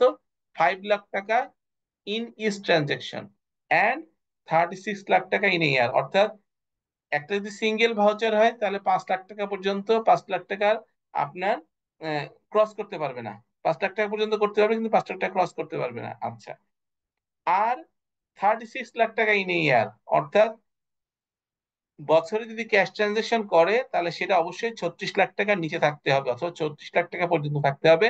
তাহলেই সেক্ষেত্রে তার কর্পোরেট ট্যাক্স রেট হবে হলো 20%। আর যদি এই দুইটা কন্ডিশন যদি মেট করতে না পারে তাহলে তার ট্যাক্স হয়ে যাবে 22.5%, অর্থাৎ আরো 2.5% এক্সট্রা ট্যাক্স দিতে হবে তাকে। আচ্ছা, এরপরে আছে publicly traded companies whose at least 10% share or less than 10% shares transferred through initial public offering and whose transaction has been made through bank transfer 5 lakh টাকা in each transaction and 36 lakh টাকা in a year. If not, তাহলে হলো 25%। অর্থাৎ প্রথমটার ক্ষেত্রে বললাম হলো মোর দেন 10% এর উপর শেয়ার, যদি শেয়ার লিস্টেড কোম্পানির শেয়ার থাকে বাজারে তাহলে। আর সেকেন্ডটা বললাম যদি আপনার লিস্টেড কোম্পানিতে শেয়ার থাকে কিন্তু আপনার 10% অথবা 10% এর নিচে, তাহলে তার ক্ষেত্রে হবে হলো 22.5%। এবং আবার একই কথা, দুইটা কন্ডিশন প্রযোজ্য। সে 5 লাখ টাকার অধিক সে কি করতে পারবে না, কোনো ট্রানজেকশন ক্যাশে করতে পারবে না, এবং ক্যাশ ট্রানজেকশন যদিও সে করতে পারে তাহলে সেটা অবশ্যই 36 লাখ টাকা ক্রস করবে না। তাহলে সে 22.5% সে ট্যাক্স রেটটা নিতে পারবে, আদারওয়াইজ তার ট্যাক্স রেট হয়ে যাবে হলো 25%। আচ্ছা, এরপর আসলে 1% কোম্পানি। বাংলাদেশে কোভিড এর পরবর্তীতে, অর্থাৎ এটা বাইরের দেশেও আছে, আপনার 1% কোম্পানি, অর্থাৎ এক মালিকানা কারবারের মতো একটা কোম্পানি এটা, অর্থাৎ এটাকে লিমিটেড কোম্পানি হিসেবে এটাকে আপনার আরজিএসসি রেজিস্টার্ড করা যায় একজন একজন ব্যক্তি দ্বারা। আমরা তো জানি যে কোম্পানি করতে মিনিমাম 2 জন লাগে, বাট 1% কোম্পানি আছে। এবং ওয়ান পার্সেন্ট কোম্পানির ক্ষেত্রে আমাদের ট্যাক্স রেটটা হবে হলো 20%। বাট একই কথা, দুইটা কন্ডিশন ফুলফিল করতে হবে। 5 লাখ টাকার উপরে কোনো ট্রানজেকশন আপনার করা যাবে না, কোনো ইস ট্রানজেকশন 5 লাখ টাকার উপরে করা যাবে না, এবং 36 লাখ টাকা নিচে ক্যাশ ট্রানজেকশন রাখতে হবে। তাহলেই তার ক্ষেত্রে আপনার 1% কোম্পানির ক্ষেত্রে 20% আপনার ট্যাক্স রেটের সুবিধা পাবে। আর যদি এটা ফুলফিল করতে না পারে তাহলে ট্যাক্স রেট হয়ে যাবে 22.5%, অর্থাৎ 2.5% বেড়ে যাবে নতুন ট্যাক্স। এরপরে আছে হলো নন পাবলিকলি ট্রেডেড কোম্পানিজ, তাদের ক্ষেত্রে ট্যাক্স রেট হলো 25%, but fulfilling the two condition as mention earlier. But যদি ফুলফিল করতে না পারে সেক্ষেত্রে তার ট্যাক্স রেট হবে হলো 27.5%। Bank, insurance and other financial institution except merchant bank if not publicly listed, অর্থাৎ যদি পাবলিকলি লিস্টেড কোনো আপনার ব্যাংক ব্যাংক ইন্স্যুরেন্স অথবা আদার ফাইন্যান্সিয়াল ইনস্টিটিউশন যদি না হয় তাহলে তাদের ক্ষেত্রে হবে হলো 40% ট্যাক্স রেট। এবং পাবলিক ব্যাংক ইন্স্যুরেন্স এবং আদার ফাইন্যান্সিয়াল ইনস্টিটিউশন যারা পাবলিকলি লিস্টেড তাদের ক্ষেত্রে ট্যাক্স রেট হলো 37.5%। অর্থাৎ যে সমস্ত ব্যাংক ইন্স্যুরেন্স এবং ফাইন্যান্সিয়াল প্রতিষ্ঠানের শেয়ার বাজারে লেনদেন হয় তাদের ক্ষেত্রে ট্যাক্স রেট হলো 37.5%। এবং যে সমস্ত ব্যাংক অথবা কোম্পানি অথবা আপনার ফাইন্যান্সিয়াল ইনস্টিটিউশন যাদের বাজারে শেয়ার লেনদেন হয় না তাদের ক্ষেত্রে 40% হলো ট্যাক্স রেট।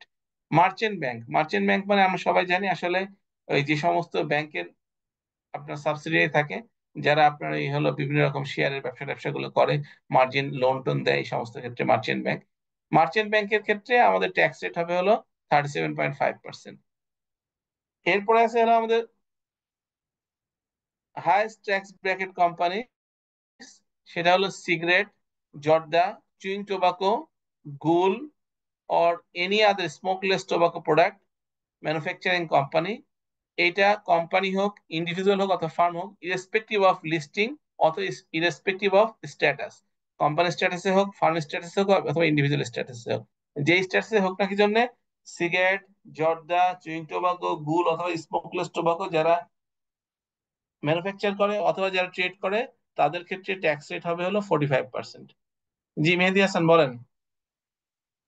স্যার আমার গাড়ির ট্যাক্স নিয়ে একটু কথা ছিল স্যার, যে আপনি যে বললেন যে যদি একের অধিক গাড়ি থাকে তাহলে সেটা কি এতক্ষণ কইছিলেন আপনি? স্যার ক্লাসে ছিলাম। পরে জিজ্ঞেস করবেন, পরে একদম ক্লাসের শেষের দিকে, ঠিক আছে? জি স্যার। আচ্ছা, এরপরে আছে হলো মোবাইল। ও আচ্ছা, এটার সাথে আরো মনে রাখতে হবে সিগারেট, সিগারেট, জর্দা, চুইং টোবাকো এবং এই সমস্ত যে স্মোকলেস টোবাকো কোম্পানি আছে তাদের ক্ষেত্রে একটা সারচার্জ আছে। তারা তো এমনি টোটাল তাদের যে নেট প্রফিট অথবা ট্যাক্সেবল যে প্রফিট হচ্ছে তার উপর সে 45% ট্যাক্স দিবেই। ইন অ্যাডিশন টু দ্যাট তাকে শুধুমাত্র বিজনেস ইনকামের উপরে সে আরো 2.5% তাকে ট্যাক্স দিতে হবে। অর্থাৎ এই এই যে সিগারেট, জর্দা, চুইং টোবাকো এগুলোর যে আপনার ম্যানুফ্যাকচারিং কোম্পানির টোটাল ইনকামের উপর হলো 45%।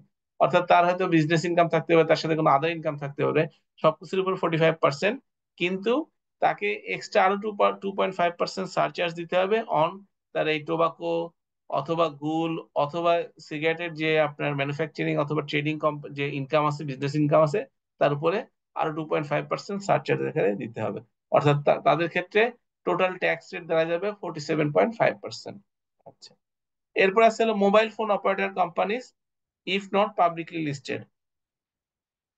যদি listed company mobile operator listed না হয়। আমাদের দেশে কয়টা কোম্পানি মোবাইল ফোন লিস্টেড জানা আছে? স্যার একটা মনে হয়, স্যার। মনে হলে হবে? দুইটা স্যার, দুইটা। কি কি স্যার নাম গ্রামীণ কি? ফোন আর রবি। জিপি আর রবি। হ্যাঁ, গ্রামীণ আর রবি। রবির কোম্পানির নাম কি? রবি এক্স জিটা, এরকম কিছু একটা স্যার নাম হবে রবি স্যার। Axiata limited. ঠিক আছে। রবি আর যেটা বাংলাদেশ লিমিটেড, হ্যাঁ ঠিক আছে, ওকে। আচ্ছা, তাহলে আদার দেন রবি এবং গ্রামীণ ফোনের ছাড়া অন্যান্য যে সমস্ত মোবাইল অপারেটর আছে যেমন এয়ারটেল, তারপরে বাংলা লিংক অথবা টেলিটক, তাদের ক্ষেত্রে আমাদের ট্যাক্স রেট হবে হলো 45%। বাট রবি এবং আপনার ইয়ের ক্ষেত্রে কি বলে, আপনার গ্রামীণ ফোনের ক্ষেত্রে আমাদের ট্যাক্স রেট হলো 40%। আচ্ছা, এরপরে আছে হলো আমাদের cooperative society registered under cooperative society act 2001, other than income from agriculture এবং কটেজ সেক্টর। অর্থাৎ যদি কোঅপারেটিভ সোসাইটির কোনো ইনকাম থাকে শুধু এগ্রিকালচার এবং কটেজ সেক্টর ইনকাম ছাড়া, সেই ক্ষেত্রে তাদের ট্যাক্স রেট হবে হলো 20%। এটা সাধারণত খুব একটা আপনারা দেখবেন না, বাট যেহেতু ট্যাক্স রেট দিতে হবে, আমরা কভার করে দিছি। এরপর আছে private university, private medical college, private dental college, private engineering college, private college engaged in study in information and technology. এই সমস্ত ক্ষেত্রে এটা কিন্তু সব কিন্তু প্রাইভেট ইউনিভার্সিটি, প্রাইভেট কিন্তু কোনো পাবলিক না। আপনার এবার মনে করেন না ঢাকা ইউনিভার্সিটি অথবা আপনার জগন্নাথ অথবা অন্যান্য যে পাবলিক ইউনিভার্সিটি গুলো আছে, বুয়েট, রুয়েট অথবা এই সমস্ত যা আছে, তাদের ক্ষেত্রে কোনো ট্যাক্স নাই।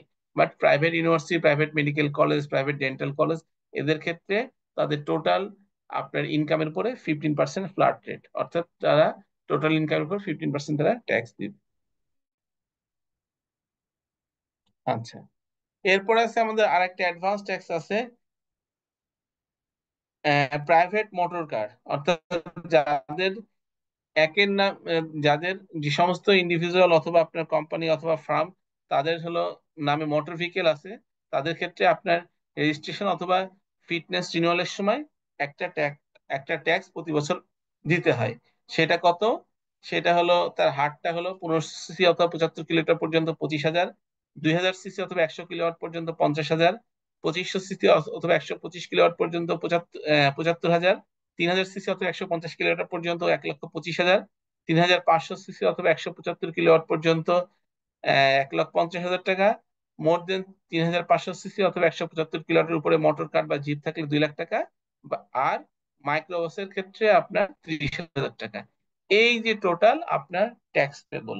অর্থাৎ যখন এটা কিন্তু একটা গাড়ি হোক, দুইটা গাড়ি হোক, তিনটা গাড়ি হোক, এটা কোনো কথা নয়।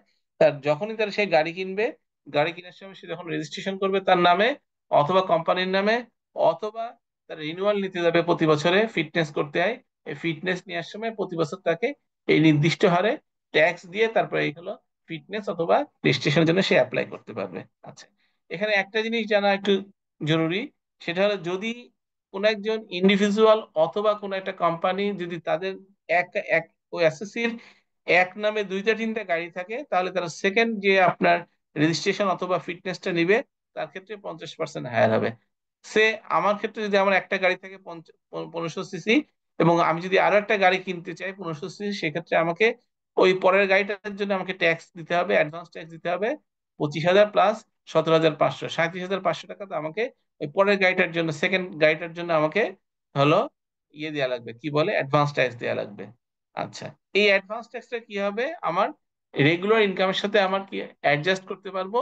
বাট যদি আমার রেগুলার ইনকাম যদি সাফিসিয়েন্ট না হয়, তাহলে এই যে অ্যাডভান্স ট্যাক্স, অর্থাৎ এই যে অ্যাডভান্স ট্যাক্স যে আমি টাকা দিয়ে আসছি, সে মনে করেন যে আমার ট্যাক্স হলো 20,000 টাকা, কিন্তু আমার ফিটনেসের সময় আমি ট্যাক্স দিয়ে এসেছি অ্যাডভান্স ট্যাক্স 25,000 টাকা, তাহলে আমাকে ওই 25,000-ই আমাকে ফাইনাল ট্যাক্স হিসেবে আমাকে গণ্য হবে। অর্থাৎ এখানে কোনো রিফান্ড প্রযোজ্য না, অথবা অ্যাডজাস্টমেন্ট আর প্রযোজ্য না পরের বছরে। ঠিক আছে,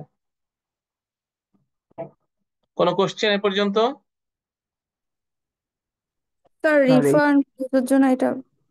আবার একটু রিপিট করলে ভালো হবে, রিফান্ড রিফান্ড মানে কি, আমি বলছি যদি আপনার, আমি বললাম যে অ্যাডভান্স ট্যাক্সটা মানে এটা যার নামে কোনো একজন ইন্ডিভিজুয়াল এসএসসি হতে পারে, অথবা কর্পোরেট হতে পারে, অথবা কোম্পানি হতে পারে, পার্টনারশিপ ফার্ম হতে পারে, যে যারাই হোক না কি জন্য, কোনো একজন এসএসসি যদি তার নামে একাধিক গাড়ি কেনে, তাহলে প্রথম গাড়িটার যে সে রেজিস্ট্রেশন কস্ট দিবে, সেকেন্ড গাড়িটা তার এই যে আমাদের ক্রাইটেরিয়ার মধ্যে যে স্ল্যাবে পড়বে, সেই স্ল্যাবের সাথে আরো 50% হায়ার হতে হবে। অর্থাৎ সে মনে করেন আমার এখন একটা গাড়ি আছে 1500 সিসির, আমি নেক্সট গাড়িটা একটা গাড়ি কিনতে যাচ্ছি, সেটা হয়তো 2000 সিসির গাড়ি। তখন আমার 2000 সিসির জন্য আমার রেজিস্ট্রেশন কস্ট কত, স্যার রেজিস্ট্রেশন না, আমার অ্যাডভান্স ট্যাক্স কত, 50,000 টাকা। কিন্তু যেহেতু আমার নামে সেকেন্ড গাড়ি, তাহলে আমাকে এই 50,000 টাকার সাথে আরো আরো 50% অ্যাডভান্স দিতে হবে, অর্থাৎ আরো 25,000 টাকা। তাহলে সেকেন্ড গাড়িটার জন্য আমি ট্যাক্স দিব আমাকে 75,000 টাকা। অর্থাৎ ফার্স্টের জন্য আমি দিলাম 25,000 টাকা, যেহেতু আমার একটা গাড়ি 1500 সিসি ছিল। সেকেন্ড আমি একটা গাড়ি কিনছি যেটা 2000 সিসি, সেই গাড়িটার ক্ষেত্রে রেজিস্ট্রেশনের সময় যে কস্ট হবে, অর্থাৎ অ্যাডভান্স ট্যাক্সটা দিব, সেটা রেগুলার সাথে আরো 50% হায়ার হবে। আচ্ছা, এরপরে বললাম যে এই যে যে ট্যাক্সটা, অ্যাডভান্স ট্যাক্সটা আমি হলো জমা দিয়ে আসতেছি গভর্নমেন্ট এক্সচেকারে, যেটা আমার রেজিস্ট্রেশন সময় অথবা ফিটনেস অথবা ফিটনেস অথবা আপনার ট্যাক্স টোকেন দেওয়ার সময় আমাকে টাকা নিচ্ছে। এই টাকাটা কি হবে, আপনার যদি রেগুলার ট্যাক্সের সাথে অ্যাডজাস্ট করা যাবে, রেগুলার ট্যাক্স পেবলের সাথে। অর্থাৎ আপনার মনে করেন এমপ্লয়মেন্ট ইনকাম আছে, আপনি এমপ্লয়মেন্ট ইনকামের সাথে আপনি অ্যাডজাস্ট করতে পারবেন এই যে 25,000 টাকা ট্যাক্স দিয়ে আসছেন। কিন্তু যদি এমন হয় যে আমার রেগুলার ট্যাক্স হয়, মনে করেন টোটাল, মনে করেন আমার রেগুলার ট্যাক্স লাইবিলিটি দাঁড়ালো 20,000 টাকা, আর আমি এদিকে অ্যাডভান্স দিয়ে এসেছি 25,000 টাকা, তাহলে সেক্ষেত্রে এই যে 5,000 টাকা যে রিফান্ডের যেহেতু একটা সুযোগ থাকে, এক্ষেত্রে কোনো রিফান্ড হবে না। অর্থাৎ এটাকে মনে করা হবে যে আপনার ইনকাম আসলে যা হয়েছে এটা 25,000 টাকা পর্যন্ত হয়ে গেছে।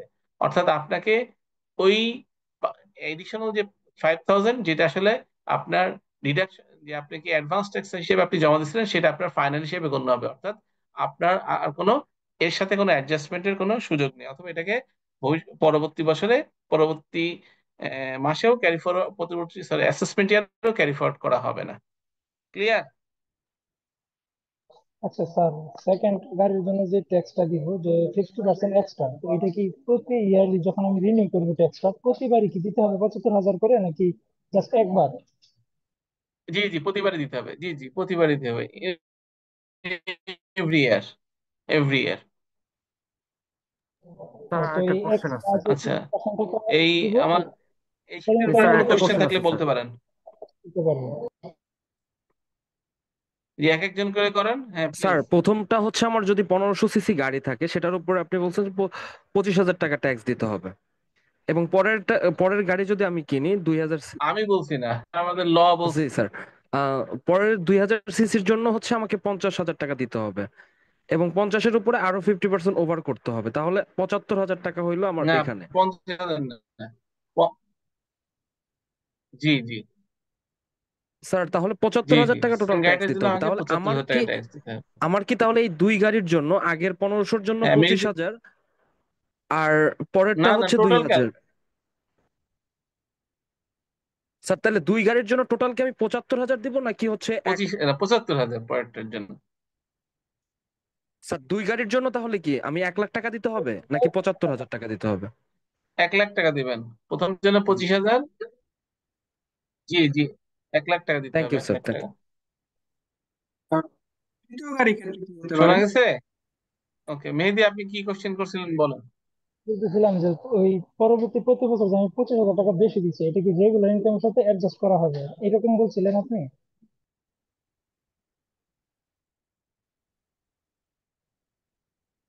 আমি বলছি যে রেগুলার ট্যাক্স পেবলের সাথে অ্যাডজাস্ট করা হবে। রেগুলার ট্যাক্স পেবল যদি আপনার যদি কম হয়, তাহলে সেটা আর আপনার রিফান্ডের কোনো সুযোগ নেই। ক্লিয়ার? জি স্যার, জি স্যার, বুঝতে পারছি। জি বলেন, সাদিয়া স্যার আফরিন। স্যার একটা কোশ্চেন করা যাবে? আচ্ছা দাঁড়ান, আগে হ্যান্ড রেজ করছে। জি বলেন, আনমিউট কথা বলেন। জি স্যার, জি স্যার, শোনা যাচ্ছে? হ্যালো জি জি বলেন। স্যার, ওই যে আপনি হ্যাঁ, আপনাকে 1 লাখ শুনতে পাচ্ছি, টাকার আপনি কথা বলেন। বললেন, ওইটা আমি বুঝতে পারিনি। স্যার, 1 লাখ টাকার ওইটা আমি বুঝতে পারিনি। প্রথম গাড়ির ক্ষেত্রে তো 25,000, আচ্ছা, যে পরেরটা আমাদের, হচ্ছে জি হ্যাঁ, পরের 75,000। পরেরটা 50 না স্যার? হ্যালো, তো 2000 সিসি পর্যন্ত এটা রেগুলার। জি স্যার, 2000 সিসি পর্যন্ত 50,000 এখানে তো। জি, 2000 সিসি পর্যন্ত 50,000, কিন্তু যেহেতু আপনার এটা হলো সেকেন্ড গাড়ি, সেকেন্ড গাড়ির জন্য হায়ার দিতে হবে আরো 50%। সেই হায়ারটা কত? 50,000-এর হায়ার 50% হায়ার কত হবে? 75। 75। তাহলে সেকেন্ড গাড়িটা যখন আপনি রেজিস্ট্রেশন করতে যাবেন, তখন আপনাকে 75,000 টাকা ট্যাক্স দিতে হবে। আচ্ছা আচ্ছা, আকাশ বলেন। স্যার গাড়ির ক্ষেত্রে তো একটা দেখালেন যে এটা তো এইট অফ ওনার, কিন্তু অ্যাডভান্টেজ ওনার, কিন্তু আরেকটা দেখাছিলাম না স্যার, এনভায়রনমেন্টাল সারচার্জ, কার্বন হুম হুম। সারচার্জ, সেটাও কি স্যার অ্যাডজাস্ট হবে নাকি সেটা না, শুধুমাত্র এটা অ্যাডজাস্ট হবে না, এটা ওয়ান টাইম, ওয়ান টাইম, কোনো অ্যাডজাস্ট হবে না। মানে এনভায়রনমেন্ট সারচার্জ, তারপর হলো কার্বন সারচার্জ, ওয়েল সারচার্জ, এগুলোর সাথে কোনো অ্যাডজাস্টেড নেই। স্যার হ্যাঁ ওয়ান টাইম বলতে কি একবারই বলেন। দিবে লাইফেই নাকি আরো প্রতি না বছর না, বছর? লাইফে একবার না, প্রতি বছর বছর। ভাই, তাহলে গভর্নমেন্ট চলবে কি করে? সরি স্যার, না রাস্তাঘাট এই জন্য কেমনে একটু হবে? কনফিউশন ছিল তো স্যার। হম। আচ্ছা আকাশ বলেন, আর কোনো কোশ্চেন? আচ্ছা, এরপরে অরুণ ব্যানার্জি বলেন। না সরি, অর্জুন ব্যানার্জি।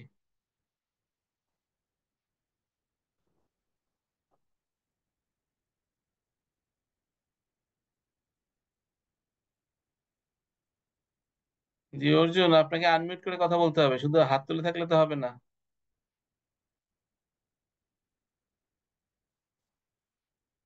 আচ্ছা, অর্জুন কথা বলবে না। ইমরান বলেন।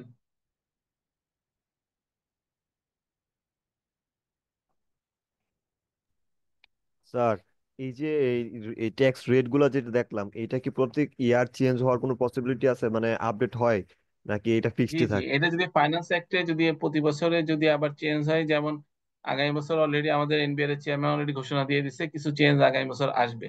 অর্থাৎ আমাদের ফাইন্যান্স অ্যাক্ট যখন হলো আবার 2025 যখন ডিক্লেয়ার হবে আমাদের ইয়েতে হলো জাতীয় সংসদে, অথবা আপনার যদি এখন তো আর সংসদ নেই, যদি উপদেষ্টা হ্যাঁ, পরিষদ যখন হলো এটাকে ঘোষণা করবে, তখন আবার চেঞ্জ আসতে পারে। আচ্ছা। এটা প্রতি বছর যে ফাইন্যান্স অ্যাক্টে চেঞ্জ আসে, সেটা প্রতি বছর আবার ইমপ্লিমেন্ট করতে হবে। প্রতি বছর বছর চেঞ্জ আসতে পারে। ওকে। জি স্যার, ওকে। হ্যাঁ, খালিদ বলেন। সেকেন্ড গাড়ির ক্ষেত্রে যদি 50% ট্যাক্স অ্যাড হয়, তাহলে থার্ড গাড়ির ক্ষেত্রে কি স্যার, মানে কেমনে কি হবে? থার্ড গ্রেড ক্ষেত্রে আপনার 50%ই হবে। আচ্ছা স্যার। আপনার আপনার বাড়ি কই? স্যার টাঙ্গাইলে। হুম, বুঝতে পারছি। টাঙ্গাইলের মধ্যে। আচ্ছা। আচ্ছা, আর কোনো কোশ্চেন না থাকলে আমি স্লাইডে, আমি হলো নেক্সট স্লাইডে ইয়েতে একটা যাব। কোশ্চেন ছিল স্যার, একটা কোশ্চেন ছিল। জি বলেন বলেন। স্যার, ওই এনভায়রনমেন্টাল সাবচার্জ যে আসে, ওটা তো একের বেশি গাড়ি থাকলে তখন অ্যাপ্লিকেবল হবে, তাই না? জি জি জি জি জি। তো একটু আগে যে দেখলাম যে 10% এক্সট্রা ট্যাক্স দিতে হবে যদি হচ্ছে একে বেশি গাড়ি থাকে, তো এক্ষেত্রে আবার 10% এক্সট্রা চার্জ, আবার এদিকে হচ্ছে সিসি ওয়াইজ বিভিন্ন রেট, তো কোনটা অ্যাপ্লিকেবল মানে 10% নাকি সবকিছুই মানে টোটাল অ্যাপ্লিকেবল, ট্যাক্স পেয়েবল উপর সবকিছুই 10%? অ্যাপ্লিকেবল। একটু বুঝতে হবে ব্যানার্জি সাহেব, একটু বুঝতে হবে। প্রথম কথা হলো বললাম, একটা হলো ওয়েল সারচার্জ। ওয়েল সারচার্জ হলো যদি আপনার একের অধিক দুইটা গাড়ি থাকে, অথবা আপনার 4 কোটি টাকা ক্রস করে, অথবা আপনার হলো আপনার নামে 8,000 স্কোয়ার ফিটের বেশি আপনার ফ্ল্যাট থাকে, 8,000 স্কোয়ার ফিট অথবা এর বেশি, তাহলে আপনাকে 10%, মিনিমাম 10% অফ টোটাল ট্যাক্স পেবলের উপরে আপনাকে সারচার্জ দিতে হবে, যেটাকে বলা হচ্ছে ওয়েল সারচার্জ। এরপরে আসছে হলো এনভায়রনমেন্ট সারচার্জ। যদি আপনার নামে একাধিক গাড়ি থাকে, তাহলে আপনাকে এনভায়রনমেন্ট সারচার্জ অথবা কার্বন সারচার্জ হিসাবে আপনাকে একটা সারচার্জ দিতে হবে, এটাও বাধ্যতামূলক। এরপরে আছে হলো আপনার অ্যাডভান্স ট্যাক্স। অ্যাডভান্স ট্যাক্স হিসাবে আপনার প্রত্যেকটা গাড়ির জন্য আপনার একটা নির্দিষ্ট পরিমাণ রিনিউয়াল অথবা রেজিস্ট্রেশনের জন্য আপনি নির্দিষ্ট পরিমাণ আপনার একটা ট্যাক্স আছে। বলা হচ্ছে যদি এর থেকে যদি আপনার অ্যাডিশনাল হয়, অর্থাৎ আপনি যদি আপনার একের নামে যদি অধিক গাড়ি থেকে থাকে, তাহলে আপনাকে সেকেন্ড গাড়িটা রেজিস্ট্রেশনের সময় আপনাকে 50% হায়ার রেটে টাকা গভর্নমেন্টের এক্সচেকারে জমা দিয়ে আপনাকে কি করতে হবে, রেজিস্ট্রেশন করতে হবে। ক্লিয়ার? স্যার তিন তাহলে জিনিস। সাব চার্জের ক্ষেত্রে কি 10% এক্সট্রা ট্যাক্স দিব, তার উপর আরো হচ্ছে সিসি অনুযায়ী ট্যাক্স দিতে হবে? জি জি জি জি ও, আচ্ছা আচ্ছা ঠিক আছে, ধন্যবাদ স্যার। স্যার আমি একটা লাস্ট কোশ্চেন করতে চাই স্যার। জি বলেন। আপনি যে একটু আগে হিসেবে দিলেন যে দুইটা গাড়ি, একটা হচ্ছে 1500 সিসি আর একটা 2500 সিসি, তো দুইটা গাড়ির জন্য আমার ট্যাক্স ছিল 1 লক্ষ টাকা। তো হুম যেখানে আমার অ্যাডভান্স দেওয়া ছিল 25,000 টাকা। তো হুম। এখন যদি আমার রেগুলার ইনকাম ট্যাক্স আসে 1 লক্ষ টাকা, তাহলে সেখান থেকে কি এই 25,000 টাকা ডিডাক্ট হবে আর কি, এরকম কিছু মানে না অ্যাডজাস্ট না করা না, যাবে? আপনার তো আপনার আপনার আপনি বলতেছেন যে আপনার ফার্স্ট কোশ্চেন হলো আপনার নামে দুইটা গাড়ি আছে, তাই তো? জি স্যার।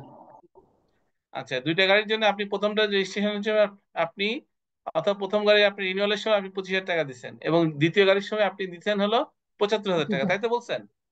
জি স্যার। টোটাল আপনি 1 লাখ টাকা দিচ্ছেন।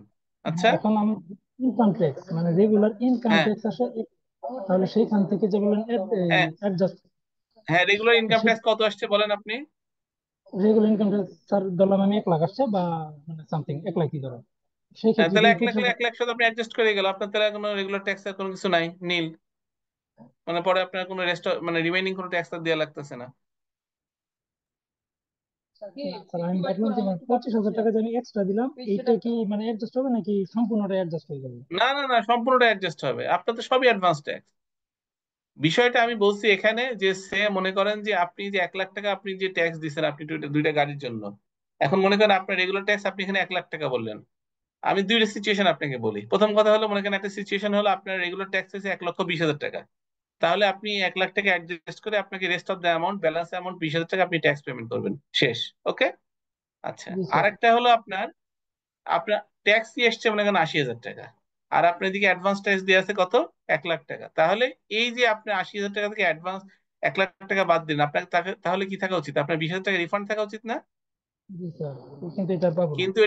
কিন্তু এটা রিফান্ড হবে না। কেন রিফান্ড হবে না?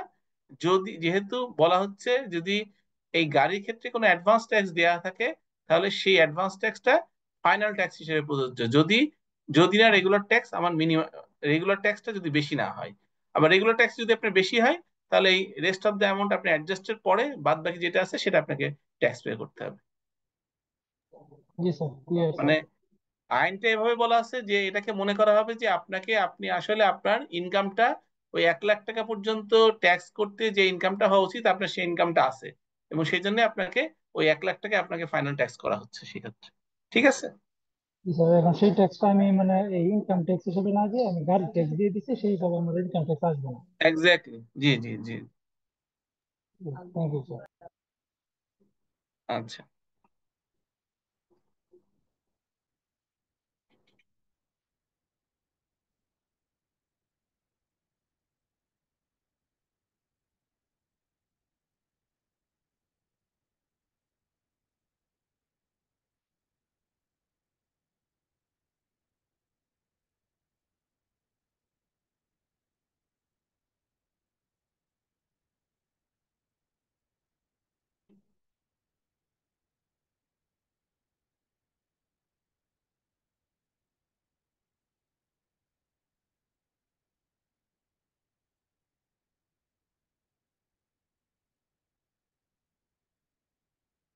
আচ্ছা, আজকে আমরা এখন দেখবো ইনকাম ফ্রম এমপ্লয়মেন্টে আমাদের যে ফার্স্ট হেড আছে সোর্স অফ ইনকামের অথবা আপনার হেডস অফ ইনকামের যে ফার্স্ট হেডটা ইনকাম ফ্রম এমপ্লয়মেন্ট অর্থাৎ চাকরি থেকে আয়।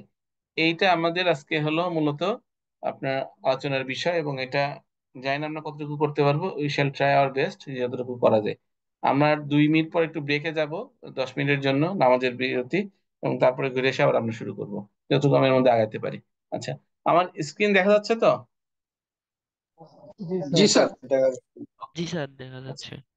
ফলোইং দ্য সেকশন 32 সাবসেকশন 2 অনুসারে income tax act 2023, salary means an amount of any money received by an employee from any employment and shall include following namely। অর্থাৎ আমাদের বেতন বলতে আমাদের যে কোনো অর্থ বোঝানো হচ্ছে যে অর্থটা আমরা রিসিভ করি কোনো একটা রিসিভ বাই অ্যান এমপ্লয়ি। এখানে আসলে একটু ভুল আছে। হ্যাঁ, রিসিভ বাই অ্যান এমপ্লয়ি অর্থাৎ কোন একজন ব্যক্তি যিনি চাকরি করে, অর্থাৎ চাকরি যে হলো গ্রহীতা অথবা যে চাকরি করে চাকরিজীবী, সে এটা রিসিভ করে কোন একটা থেকে, কোথা থেকে, কোন একটা এমপ্লয়মেন্ট থেকে, কোন একটা অর্থাৎ চাকরি করে যেখানে তার একটা হলো কোন ইনস্টিটিউশন থেকে সে রিসিভ করে, এবং যে নিম্নলিখিত যে আপনার কম্পোনেন্ট গুলো আছে সেগুলোও আপনার স্যালারির মধ্যে ইনক্লুড করতে হবে, অর্থাৎ করা হবে। কি কি আছে? Any pay, wages or remuneration, যে নামে হোক না কি জন্য, কোনো কিছু পে নামে হইতে পারে, মজুরি নামে হইতে পারে, অথবা আপনার রেমুনারেশন নামে হইতে পারে, যে নামে হোক না কেন। Any allowances, leave allowance, leave encashment, bonus, fee, commission or overtime. Any allowance বলতে আপনারা বুঝতে পারছেন যে কোনো প্রকার আপনার হলো অ্যালাউন্সেস। লিভ অ্যালাউন্স বলতে আমাদের যদি কোনো ছুটি থাকে সেই ছুটির জন্য আমরা যদি কোনো অ্যালাউন্সেস পাই। লিভ এনক্যাশমেন্ট, আমাদের যদি কোনো ছুটি থাকে সেই ছুটিটা আমরা নগদায়ন করার ফলে যদি কোনো কিছু পাই সেটা। বোনাস, বোনাস 2 প্রকার হতে পারে, 3 প্রকার হতে পারে। পারফরমেন্স বোনাস হতে পারে, ইনসেনটিভ বোনাস হতে পারে, ফেস্টিভ্যাল বোনাস হতে পারে। ফি, ফি ইনকাম বলতে আমাদের হয়তো বা কোনো একটা কাজ করলাম তার জন্য আমরা যে এমপ্লয়ের কাছ থেকে এমপ্লয়মেন্টের মাধ্যমে যদি কোনো ফি থেকে থাকে, অথবা কোনো কমিশন পাই।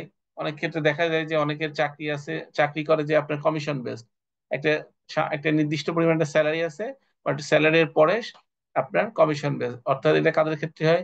যারা আপনার মার্কেটিং এ জব করে অথবা যারা আপনার সেলস এ জব করে, তার ডিপেন্ড করে হলো কিসের উপরে? অনেক সময় সেলস বুস্ট আপের উপরে, অথবা আপনি কি পরিমাণ আপনার সেল হয়েছে, অথবা কি পরিমাণ আপনি মার্কেটিং করতে পারছেন তার উপর বেস করে। সুতরাং কমিশনটাও আপনার পার্ট অফ স্যালারি। আর ওভারটাইম তো আপনার জানেনই, কাজের অতিরিক্ত যদি, কর্মঘন্টার অতিরিক্ত যদি আপনি কোনো পরিশ্রম করেন তার জন্য যে অর্থটা পান সেটাই হলো আপনার overtime. Any advance of salary. আচ্ছা, আমি একটু আমরা ইয়েতে যাই, একটু ব্রেকে যাই। আমরা ঘুরে এসে আমরা আবার শুরু করবো, ঠিক আছে? Kindly 10 minutes break. একবার ওকে শেষ স্যার। করে দিলে মনে হয় ভালো হতো স্যার। না, স্যার জামাতে যাবে স্যার।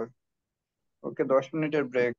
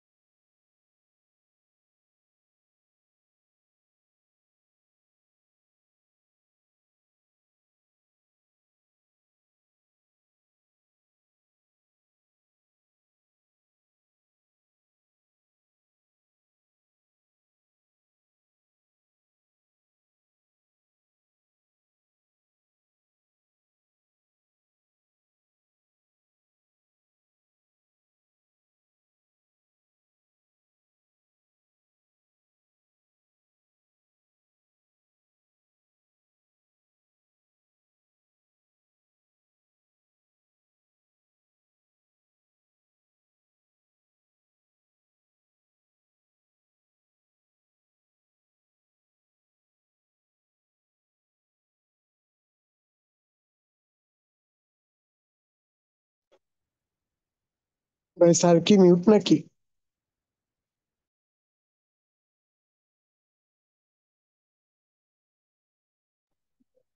ভাই স্যার নামাজে গেছে। ভাইয়া সিয়ার কি আছে এখানে?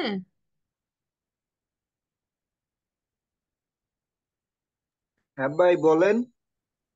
ওই যে গ্রুপে হচ্ছে জয়েন হতে পারছি না, হোয়াটসঅ্যাপ গ্রুপে, যদি লিঙ্কটা একটু চ্যাট বক্সে দিতেন। আহ, ঠিক আছে। ওকে, থ্যাংক ইউ ভাই।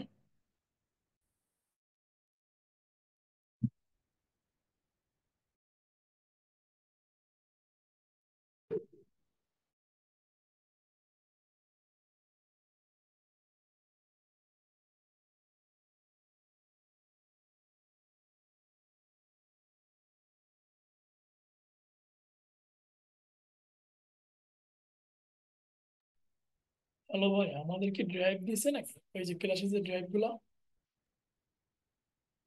না আজকেরটা দেয়নি, গতদিনেরটা দিয়েছিল। কাইন্ডলি আমাকে একটু দিতে পারবেন? ভাই এখন ব্রেক দিছে, নামাজ পড়বো ভাই। একটু পরে আমাকে মেসেজ দেন আমার হোয়াটসঅ্যাপ নাম্বারে, তাইলে আমি দিয়ে দেবো এখন। আচ্ছা আচ্ছা। ঠিক আছে ভাই।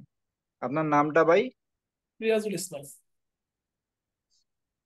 ওকে ভাই। ভাই আপনার নামটা? আমার নাম সালাউদ্দিন শিপন। সালাউদ্দিন।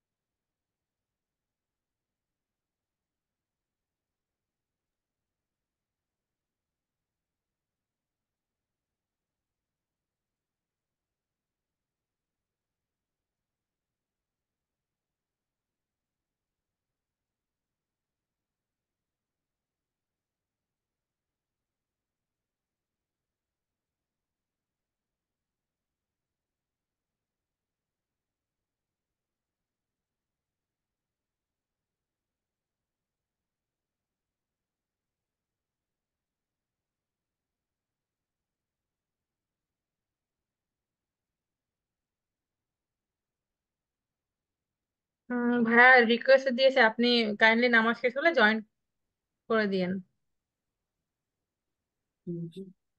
আরে বলো বলে কথা কইছ না, কালকে সালা একদম আগে দিছিল। এটা তো বুঝতে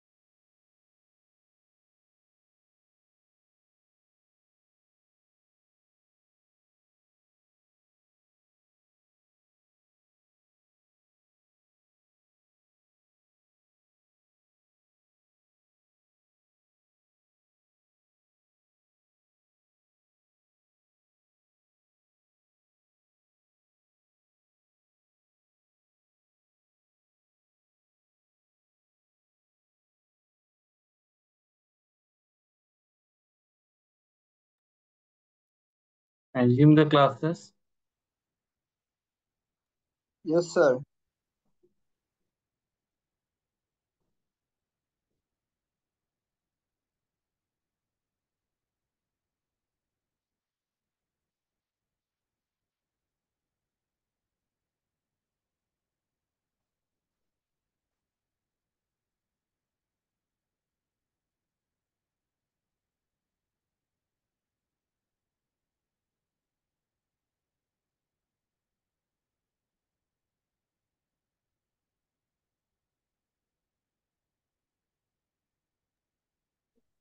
স্যার আপনার স্লাইড দেখা যাচ্ছে না স্যার।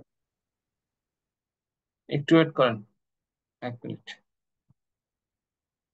Okay sir.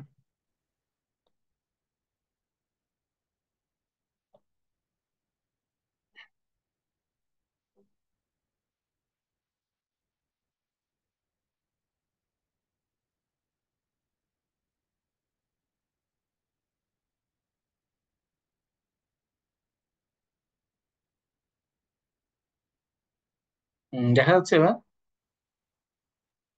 জি স্যার। আচ্ছা, আমরা যেটা বলছিলাম, এরপরে আছে আমাদের স্যালারির আপনার কম্পোনেন্টের মধ্যে এনি অ্যাডভান্স অফ স্যালারি, অর্থাৎ আমরা যদি কোনো কিছু স্যালারি থেকে কোনো কিছু অ্যাডভান্স নিয়ে থাকি, অর্থাৎ অ্যাডভান্স স্যালারি হিসেবে, অর্থাৎ if I got any amount, যে আমার অলরেডি মার্চ মাস এখনো শেষ হয়নি, আমি ফেব্রুয়ারি মাসের স্যালারির সাথে কোনো একটা মাসের আগে মানে আগের মাসের আমি পরের মাসের আমি অ্যাডভান্সটা নিয়ে রাখছি, এটাও আপনার স্যালারির মধ্যে ইনক্লুড করতে হবে। এনি অ্যানুইটি, পেনশন আর গ্র্যাচুইটি, অর্থাৎ আমরা যদি কোনো কিছু আপনার বিভিন্ন রকম ইয়ে পাই, যে হলো আপনার কি বলে অবসরের যে সুযোগ সুবিধা পায়, পেনশন অথবা গ্র্যাচুইটি, প্রভিডেন্ট ফান্ড, এগুলো স্যালারি পার্ট হবে।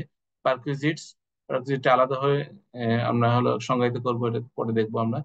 এরপর আছে profits in lieu of salary or wages in addition to salary and wages, এটা আমরা একটু পরে ডেফিনেশন আছে। অর্থাৎ এই কম্পোনেন্ট গুলো সবই স্যালারির মধ্যে ইনক্লুড করা হবে, এবং এই স্যালারিটা অর্থাৎ কোন একটা এমপ্লয়ার কোন একটা এমপ্লয়কে প্রদান করে কোন একটা এমপ্লয়মেন্টের জন্য, এবং একটা নির্দিষ্ট পরিমাণ অ্যামাউন্ট, এটা যে নামে অভিযোগ হোক না কেন, সেগুলোকে আমরা বলতেছি ইনকাম ট্যাক্সের সংজ্ঞা অনুসারে স্যালারি। আচ্ছা, আমরা এটা পরে বলছিলাম যে আমরা পারকুইজিট আমরা দেখবো। পারকুইজিট অর্থ, বাংলা অর্থ হলো পারিতোষিক, যদিও হলো বাংলা অর্থটা একটু দুর্ভেদ্য, বাট আমরা আসলে পারকুইজিট নামে একটু দেখি। পারকুইজিট বলতে কি বোঝাচ্ছে? Section 32 of income tax act 2023 তে পারকুইজিটের সংজ্ঞা দেওয়া হয়েছে। Perquisite means any payment or benefit, including incentive bonus, made to an employee by an employer other than, এই যে নিম্নলিখিত 8টা কম্পোনেন্ট আছে, এই 8টা কম্পোনেন্ট বাদে কোনো একটা এমপ্লয়ি কোন একটা এমপ্লয়ের কাছ থেকে অথবা কোন একটা কোম্পানির কাছ থেকে অথবা অর্গানাইজেশনের কাছ থেকে ফর হিজ এমপ্লয়মেন্ট আর অর হার এমপ্লয়মেন্ট যে সমস্ত বেনিফিট অথবা সুযোগ সুবিধা পেয়ে থাকে, সেটাকে বলা হচ্ছে পারকুইজিট। কি কি আছে পারকুইজিটের মধ্যে? Perquisite also includes incentive bonus, first thing. আর কি কি হবে না পারকুইজিটের মধ্যে ইনক্লুড হবে না? কি কি? বেসিক স্যালারি, অর্থাৎ মূল যে স্যালারিটা আমাদের সেটা। এরিয়ার স্যালারি, অর্থাৎ আমরা কোনো আগের কোনো স্যালারি যেটা এরিয়ার ছিল সেই স্যালারিটা। অ্যাডভান্স স্যালারি, ফেস্টিভ্যাল বোনাস, উৎসব ভাতা, লিভ এনক্যাশমেন্ট অর্থাৎ ছুটি নগদায়ন অ্যান্ড ওভারটাইম। এর সাথে আছে recognised provident fund, approved pension fund, approved gratuity fund and approved superannuation fund. এই দেখলাম যে 8টা কম্পোনেন্ট, এই 8টা না 9টা কম্পোনেন্ট বাদে যা আছে সবকিছু আপনার স্যার যে একটা সমস্ত কোশ্চেন করতে পারি বেনিফিটই স্যার? কোন একটা, জি বুঝি নাই। স্যার একটা কোশ্চেন করতে পারি? একটু করে করে বলেন, আমি যখন বলি তখন কোশ্চেনটা করেন। হ্যাঁ, জি স্যার। এই 8টা কম্পোনেন্ট বাদে অন্যান্য যে কোনো বেনিফিট কোন একটা এমপ্লয়ি পেয়ে থাকুক না কেন, কোন একজন এমপ্লয়ের কাছ থেকে for his or her employment, তাকে হলো আমি পারকুইজিট বলবো। পারকুইজিট বলতে আমাদের কি আসতে পারে? আমরা সাধারণত দেখি এর বাইরে কি থাকতে পারে। মেডিকেল অ্যালাউন্স থাকে, হাউস রেন্ট থাকে, আর কোন আটটার চিলড্রেন কথা অ্যালাউন্স বললেন? থাকে, সার্ভেন্ট অ্যালাউন্স থাকে, তারপরে আপনার ইনসেনটিভ বোনাস থাকে, পারফরমেন্স বোনাস থাকে, তারপরে হলো আপনার আদার কোনো অ্যালাউন্সেস থাকতে পারে, স্পেশাল অ্যালাউন্স থাকতে পারে। সবগুলো আসলে এই পারকুইজিটের মধ্যে ইনক্লুড হবে। except basic salary, arrear salary, advance salary, festival bonus, leave encashment, overtime, and approved PF, GF, and pension fund ছাড়া যা কম্পোনেন্ট এই দুনিয়াতে একটা এমপ্লয়মেন্ট জন্য একজন এমপ্লয়িকে দেয়া হয়, whether it is cash or kind, যদি কোনো কাইন্ডও দেওয়া হয় সেটাকেও কিন্তু পার্কেজের মধ্যে ইনক্লুড করতে হবে। যেমন মনে করেন যে আপনার খুব একটা ভালো পারফরমেন্সের জন্য আপনাকে একটা খুব দামি রিস্ট ওয়াচ দিল, অথবা আপনাকে বললো যে আপনাকে ঢাকা কক্সবাজার ঢাকা অথবা ঢাকা ব্যাংকক ঢাকা আপনাকে দুইটা টিকিট দেওয়া হলো, this is also treat as perquisite. জি, এবার কোশ্চেন করতে পারেন।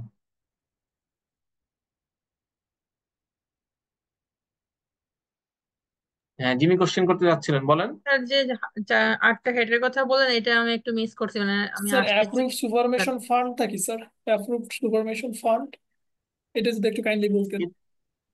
অ্যাপ্রুভ সুপারভিশন ফান্ড এটা একটা হলো আপনার হলো পেনশনের একটা সুযোগ সুবিধা, এটা সাধারণত ব্যাংকগুলোতে থাকে। এটা এটা আমি সাধারণত অনলি ব্যাংক দেখছি, এমপ্লয়িজ? এটা সাধারণত ব্যাংকগুলোতে তারা এই বেনিফিট গুলো দিয়ে থাকে সুপারভিশন ফান্ড। এটা একটা খুব সামান্য, এবং সাধারণত ইসলামিক ব্যাংক যেগুলো আছে সেগুলো এই সুপারভিশন ফান্ড গুলো তারা এই সুযোগ সুবিধাগুলো দিয়ে থাকে। এটা একটা হলো পেনশন ফান্ড, অন্য কিছু না, মানে নট লাইক এ যে হলো আপনার স্পেশাল কোনো কিছু তা না, এটাও একটা হলো পেনশন বেনিফিট। ধন্যবাদ। জি, শুভ্র বলেন। শুভ। স্যার আগের স্লাইডে আপনি অ্যাডভান্স স্যালারির কথা বলেছিলেন। জি, সো এই অ্যাডভান্স স্যালারি যদি আমি এই ইনকাম ইয়ারে না নিয়ে দেখা গেল যে আমি জুনে নিলাম স্যালারি বাট জুলাইয়েরটা নিলাম, তাহলে ওইটা কি কাউন্ট হবে এই ইয়ারে? যে কোনো একটা বছরে, অর্থাৎ বাট যখন আপনি অ্যাডভান্স স্যালারি নিয়ে নেবেন তখন আপনি যদি অ্যাডভান্স স্যালারি মনে করেন আপনি হলো জুলাইয়ের স্যালারিটা জুন মাসে নিয়ে নিছেন, ঠিক আছে, আপনি নিয়মটা হলো যখনই আপনি পান সেটা স্যালারির মধ্যে ইনক্লুড করা। এখন সে মনে করেন আপনি ইনক্লুড করেন নাই ইন্টেনশনালি অর আনইনটেনশনালি, তাহলে আপনি পরের বছরে দেখাবেন, বাট থ্যাংক ইউ স্যার। একটা ইনকামের উপর ডাবল ট্যাক্স হবে না, এটা মনে রাখবেন। যদি আপনি এখন দেখান তাহলে আপনি পরবর্তী যখন হিসাব করবেন তখন আপনি দেখাই দিবেন যে আমি আগের বছরে নিছি, যদি আমি এই বছরে আমি ট্যাক্স দিব না, তখন আমি অ্যাডভান্স হিসেবে নিছি। জি, লিজা শারমিন বলেন। স্যার যে 8টা হেডের কথা বলেন ওইখানে আমি একটু মিস করছি, মানে নামাজ শেষ করে আসতে একটু লেট হয়ে গেছে। আচ্ছা, আপনার এই যে বলছি যে 8টা হেড আপনি এখানে আমি ইয়েতে আপনি স্লাইডে দেখতে পাচ্ছেন, এই 8টা 9টা কম্পোনেন্ট বাদে যে কোনো কম্পোনেন্ট আসুক না কি জন্য পার্কুইট হিসেবে ইনক্লুড করা হবে। এই 8টার মধ্যে basic salary, arrear salary, advance salary, festival bonus, leave encashment, overtime and recognised PF, GF and হলো পেনশন এন্ড সুপারঅ্যানুয়েশন ফান্ড, এই 8টা অথবা 9টা এগুলো বাদে যে কোনো বেনিফিট, যে কোনো পেমেন্টই করা হোক না কি জন্য সেটাকে পার্কুইট হিসেবে বিবেচিত হবে। জি স্যার, বুঝতে পেরেছি। আচ্ছা, এরপরে আছে হলো আমাদের লিভ ইনক্যাশমেন্ট। একটা কোয়েশ্চেন ছিল। জি বলেন। স্যার ওই ফান্ড গুলা একটু বুঝাই দিলে ভালো হতো, যেমন কোনটা কিভাবে কাজ করে অথবা কিভাবে বেনিফিট দেয় এগুলো। অর্জুন, এটা এখন সময় না, এগুলো বেনিফিট তো আপনি বুঝবেন হলো আরো অ্যাডভান্স লেভেলে। এখন আপনাকে করতে হবে পাস, নাহলে এই আপনাকে প্রভিডেন্ট ফান্ডের এক একটা আপনার সেকশন, একটা হলো এক একটা সেকশন আছে অন্তত 20-22টা করে, তাহলে আমার একটা ক্লাসেও শেষ হবে না শুধুমাত্র প্রভিডেন্ট ফান্ডে, ঠিক আছে। জি এইগুলো স্যার। আপনারা শিখবেন আরো অ্যাডভান্স লেভেলে গিয়ে শিখবেন। এখন যেটা আসলে একেবারে বেসিক সেটা আপনারা আগে শেখেন, যেটা দিয়ে আপনার কোশ্চেন আসবে, যেটাতে আপনি পাস করতে পারবেন, এগুলো আপনার অ্যাডভান্সের ক্ষেত্রে কাজে লাগবে, ঠিক আছে। আচ্ছা, এরপরে আছে আমরা সেকশন 32-তে receipt in lieu of salary or wages or receipt in addition to to salary or wages, অর্থাৎ আরো একটা বেনিফিট যেটাকে স্যালারির মধ্যে ইনক্লুড করা হচ্ছে, এবার সেটা হলো ইন লিউ অফ, মানে স্যালারি অথবা বেতন অথবা ভাতার পরিবর্তে কোনো রিসিপ্ট, অথবা receipt in addition to salary আর ওয়েজেস, অথবা রিসিপ্টের বাইরে, রিসিপ্ট হলো স্যালারি অথবা বেতন অথবা ভাতাদির বাইরেও কোনো রিসিপ্ট করলে সেটা হলো আপনার, সেটাও কম্পোনেন্ট হচ্ছে স্যালারির, বাট এটা মূলত স্যালারির পরিবর্তে দিচ্ছে অথবা স্যালারির অতিরিক্ত দিচ্ছে। তাহলে সেগুলো কি কি হতে পারে আমরা একটু দেখি।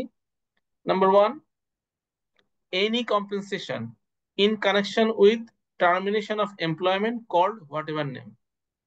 আমরা আপনারা জানেন কোন একটা আপনার কোন একটা এমপ্লয়মেন্টে অথবা কোন একটা এমপ্লয়মেন্টে যে কোনো সময়, অর্থাৎ as per the labour law অথবা লেবার রুলস অনুসারে সে কি হতে পারে, কোন একজন এমপ্লয়ি টার্মিনেটেড হতে পারে, আইদার তার নিজস্ব কোনো ফল্টে, অথবা অনেক অর্গানাইজেশনটাই বন্ধ হয়ে যাচ্ছে, সে সমস্ত কারণে আপনার যদি টার্মিনেটেড হয় এবং টার্মিনেশনের পরে যে কম্পেনসেশনটা পাওয়া হয়, সেটা যে নামে দিক না কি জন্য, সেটাকে আমরা কি বলছি, receipt in lieu of salary. আসলে এটা তো আপনার স্যালারি না।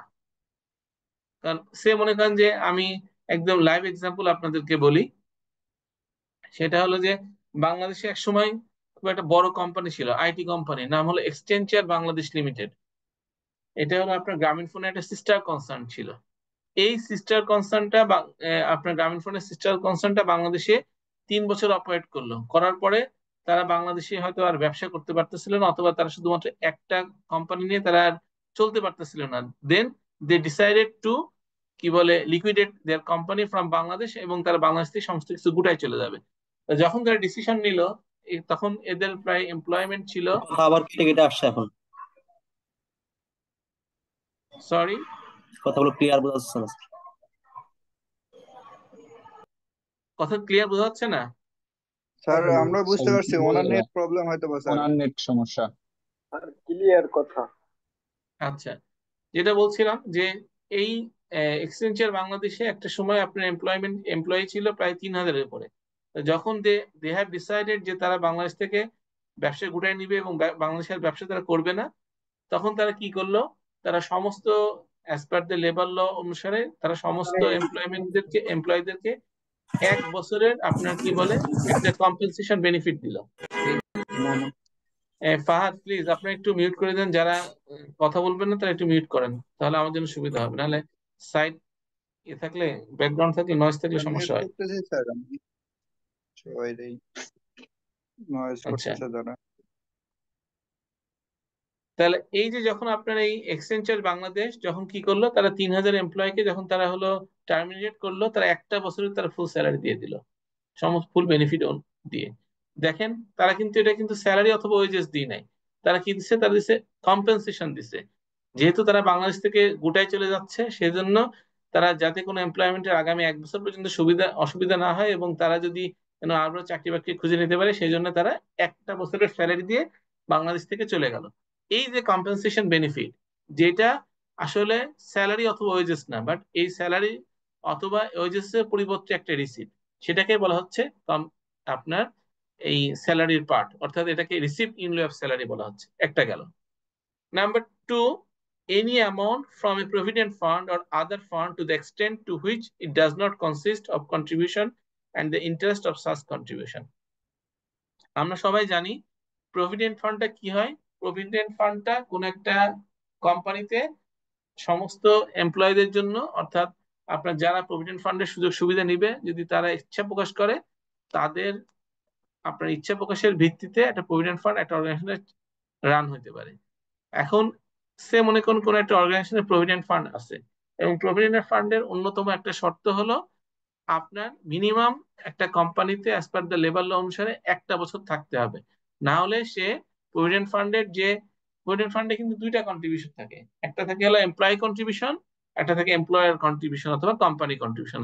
অর্থাৎ যে পরিমাণ এমপ্লয়ি দেয় সম পরিমাণ আপনার এমপ্লয়ারও কন্ট্রিবিউট করে থাকে, এবং সেটা একটা ফান্ডে জমা হয়, এবং পরবর্তীতে যখন সে রিটায়ারমেন্টে যায় অথবা সে আপনার অর্গানাইজেশন ছেড়ে চলে যায়, তখন তাকে বেনিফিটটা, এই পেনশন বেনিফিটটা অথবা প্রভিডেন্ট ফান্ড বেনিফিটটা তাকে দেওয়া হয়।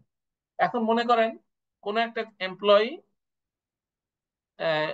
তার মনে করেন একটা ভালো জব হয়ে গেছে, তার হলো আপনার সে প্রভিডেন্ট ফান্ডের একজন কন্ট্রিবিউটর, কিন্তু সে 1 বছর অতিক্রম করে নাই, অর্থাৎ সে 11 মাসের মাথায় দেখলো অথবা 10 মাসের মাথায় দেখলো তার একটা ভালো অপরচুনিটি আসছে। তাহলে যেহেতু সে ভালো অপরচুনিটি আসছে এবং সে ভালো ভালো অপরচুনিটি সে নিতে চায়, সুতরাং সে কি করলো, সে কোম্পানি থেকে এটাকে সে রিজাইন দিয়ে দিল, রিজাইন দিয়ে সে কোম্পানি থেকে সে চলে যাবে। এখন এই কোম্পানি কিন্তু তার জন্য কন্ট্রিবিউশন করছে, অর্থাৎ এই কোম্পানি, সে মনে করেন তার নাম হলো মিস্টার রহিম, এই মিস্টার রহিমের জন্য 10 মাস কিন্তু কোম্পানি কন্ট্রিবিউশন করছে, এবং এমপ্লয়ার মিস্টার রহিম নিজে এটা কন্ট্রিবিউট করছে এবং যেটা আলাদা একটা ফান্ডে জমা হয়েছে। তাহলে যেহেতু লেবার ল এবং প্রভিডেন্ট ফান্ড রুলস অনুসারে যদি 1 বছর কেউ অতিক্রম না করে তাহলে সে কোম্পানির যে কন্ট্রিবিউশন তার বেনিফিট সে নিতে পারবে না। হেন্স কি করা হলো, সে যেহেতু 10 মাস কাজ করছে, সে এমপ্লয়ি মিস্টার রহিম, তার কন্ট্রিবিউশনটুকু সে নিয়ে সে চলে গেল। তাহলে কি হলো, এই কোম্পানিতে কিন্তু আরো যে 8 মাসের কন্ট্রিবিউশন যেটা কোম্পানি করেছিল মিস্টার রহিমের জন্য সেটা ওই ফান্ড অ্যাকাউন্টে থাকলো। তাহলে কি হবে, এটা অথবা ওইটার এই ফান্ড অ্যাকাউন্ট থেকে যে 8 মাসের যে কন্ট্রিবিউশন ছিল তার ইন্টারেস্ট যদি ইনকাম থেকে থাকে সবই থাকলো। এইটা যেহেতু ওই এমপ্লয়িকে মিস্টার রহিমকে দেওয়া হয় নাই বিকজ অফ আপনার প্রভিডেন্ট ফান্ড রুলস এবং labour law, labour labour guideline অনুসারে, সেহেতু কি করা হয়, আপনার এই সেম বেনিফিটটা এক্সিস্টিং যে সমস্ত কন্ট্রিবিউটর আছে তাদের মধ্যে ভাগ করে দেওয়া হলো এই 10 মাসের টাকাটা। তাহলে কি হয় দেখেন, এটা কিন্তু ওই সমস্ত এমপ্লয়ীদের কিন্তু তাদের নিজস্ব কন্ট্রিবিউশন না, তাদের জন্য কোম্পানির কন্ট্রিবিউশন না, এটা মিস্টার রহিম, সে একজন এক্স এমপ্লয়ি, তার কন্ট্রিবিউশনের পার্টটুকু সে হলো কি তারা এখন বেনিফিট হিসেবে পেল, যেটা আসলে তাদের পাওয়ার কথা ছিল না। এটা একটা এক্সট্রা বেনিফিট ইন এডিশন। এটাকেই এটাকে বলা হচ্ছে received in addition to salary or wages. আপনারা কি ক্লিয়ার হচ্ছেন? স্যার না স্যার। স্যার কোম্পানি মিস্টার রহিমের জন্য যেটা কন্ট্রিবিউট করেছে ওইটা হচ্ছে উনি চলে যাওয়ার পরে বাকি কর্মচারীর মধ্যে এটা ভাগ করে দিয়েছে, এটা বোঝাচ্ছেন? জি জি জি, among the contributor, among the অন্যান্য কন্ট্রিবিউটরের মধ্যে তার পোর্শনটুকু, অর্থাৎ কোম্পানি পোর্শনটুকু যে তাকে ডিস্ট্রিবিউট করে দেওয়া হয়, সে মনে করেন ইকুয়ালি ডিস্ট্রিবিউট করে দেওয়া হলো। মনে করেন মিস্টার রহিম সহকারে টোটাল টোটাল আপনার এমপ্লয় ছিল 25 জন, উনি চলে যাওয়ার পরে আহ, থাকলো 24 জন। তাহলে এক্সিস্টিং যে 24 জন আছে, এই 24 জনের মধ্যে এই কোম্পানির যে মিস্টার রহিমের জন্য যে কন্ট্রিবিউশনটুকু, সেই কন্ট্রিবিউশনের টাকাটুকু ইকুয়ালি ডিস্ট্রিবিউট করা হলো। এটাকে বলা হচ্ছে receive in addition to salary or wages. Okay, আসলে কিন্তু স্যার স্যার আমি মিস্টার রহিম 24 কোনো জন টাকা কি পাবে না। 1 বছর পূর্ণ হয়েছিল? বুঝি নাই ওরা কি বুঝি নাই। বাকি যে 24 জন ছিল ওরা কি প্রভিডেন্ট ফান্ড পাইতো আগে? প্রভিডেন্ট ফান্ড না পেলে তাহলে কি জন্য ওর সাথে ওর মধ্যে দিবে? আমি বললাম না, কন্ট্রিবিউটর। কন্ট্রিবিউটর মানে কি? যারা কমিট করছে স্যার।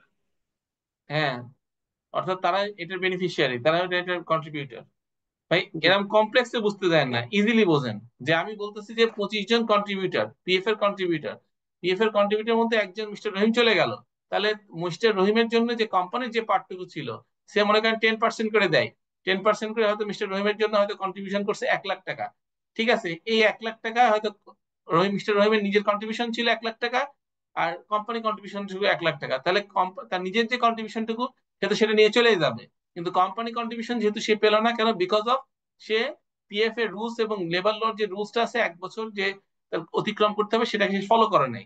অর্থাৎ এই 1 লাখ টাকা পরবর্তীতে অ্যামং দ্য ডিস্ট্রিবিউটর যে 24 জন আর অন্যান্য যে কন্ট্রিবিউটর ছিল, পিএফ এর যে বেনিফিশিয়ারি ছিল, তাদের মধ্যে আপনার ভাগ করে দেওয়া হলো। এটাকে বলছি receive in addition to salary or wages. Clear? জি স্যার, ক্লিয়ার।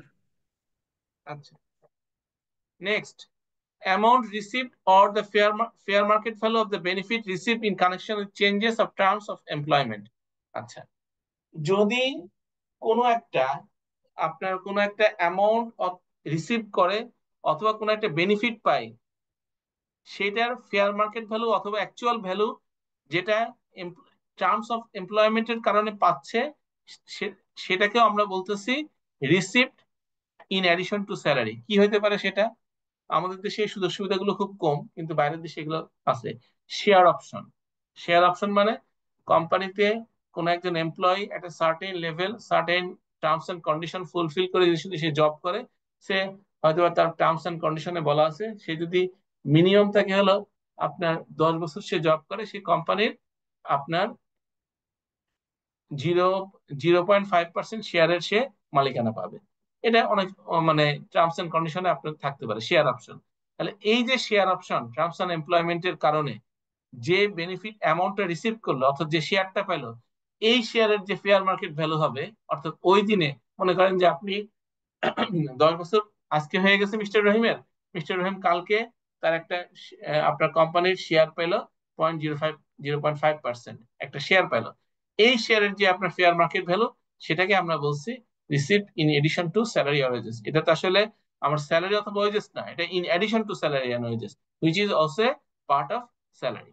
আচ্ছা, এরপরে আসলে amount receive or the fair market value of the benefit receive in connection with joining of an employment or under any terms of employment. এটা সাধারণত high level এমপ্লয়ীদের ক্ষেত্রে দেখা যায়, যে সমস্ত অনেক সময় কোম্পানির সিএক্সও, সিও, সিইও, সিএফও অথবা এমডি অথবা আপনারা খুব হাই লেভেলের কোনো কনসালটেন্ট যখন কোনো একটা কোম্পানিতে জয়েন করে অথবা কোনো একটা অর্গানাইজেশনে জয়েন করে, তখন তাদেরকে একটা জয়নিং একটা আপনার কি দেওয়া যায়, একটা হলো সুযোগ সুবিধা দেওয়া হয়। যেমন আহ, আপনি একটা সাধারণত আপনার বড় বড় কোম্পানিতে এগুলো হয়, কোনো একটা আহ, আমি ইউনিলিভারের কথা বলি। ইউনিলিভার বাংলাদেশের যে হলো কোনো একজন একটা এমপ্লয় আছে, সে মনে করেন সে চলে যাবে নেসলেতে। তার নেসলেতে অলরেডি কথাবার্তা হয়েছে, সে জয়েনিং করবে, বাট জয়েনিং করবে মনে করেন 6 মাস পরে। তার সাধারণত এই সমস্ত ক্ষেত্রে 6 মাস 1 বছর টাইম দেওয়া হয়, এবং এবং তারা হলো 6 মাস আগেই এই ইউনিলিভারের যে এমপ্লয় মনে করেন মিস্টার মিস্টার স্টিফেন, সে হলো কি করছে, সে তার আপনার তার রেজিগনেশন লেটার দিছে। বাট এই যে সে নেসলেতে জয়েন করবে, এবং নেসলে তাকে কি বলছে, স্যার আপনি যেহেতু আমাদের এখানে সিএক্সও হিসাবে জয়েন করতেছেন, আপনাকে আমরা একটা জয়েনিং বেনিফিট দিব। কি জয়েনিং বেনিফিট?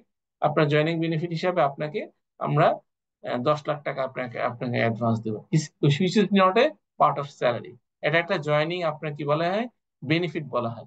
এই জয়েনিং বেনিফিটটাও আপনার কি হবে, স্যালারি হিসাবে, যেটা আসলে received in addition to salary. অর্থাৎ সে তো চাকরি করে নাই, সে তো চাকরি এখনো পর্যন্ত কোথায় আছে, সে ইউনিলিভারে আছে, ইউনিলিভার থেকে সে বেতন পাচ্ছে, সেটা তার স্যালারি। কিন্তু সে যে আগামীতে আপনার নেসলেতে জয়েন করবে 6 মাস পরে, তার জন্য সেটা জয়েনিং তাকে যে বেনিফিটটা দেওয়া হলো, এই বেনিফিটটাকে যেটা বলা হচ্ছে receive in addition to salary, সেটা আপনার স্যালারি হিসেবে পাঠ হবে। অথবা এমন হতে পারে, তাকে বলা হলো স্যার আপনি 6 মাস পরে যেহেতু আপনি আমাদের এখানে জয়েন করবেন, বাট আপনি 6 মাস আগের থেকেই আপনি আমাদের যে হলো ইয়ে আছে কি বলে, আমাদের যে আপনার আমাদের যে হলো সিএক্স এর জন্য যে আপনার রেসিডেন্সিয়াল আপনার সুযোগ সুবিধা আছে, সেটা আপনি এটা অ্যাভেল করেন, অথবা অথবা অ্যাভেল করতে পারেন। অথবা আপনাকে স্যার এডিশন নিয়ে আমরা হলো এখন থেকে একটা আপনাকে গাড়ি দিয়ে দিচ্ছি, এই 6 মাসে আপনি হলো এই গাড়িটা আমাদের ইউজ করবেন। এই যে এর যে আপনার ফেয়ার মার্কেট ভ্যালু, তাহলে এই ফেয়ার মার্কেট ভ্যালুটা আমাদের স্যালারির মধ্যে ইনক্লুড হবে in the name of receipt in addition to salary or wages.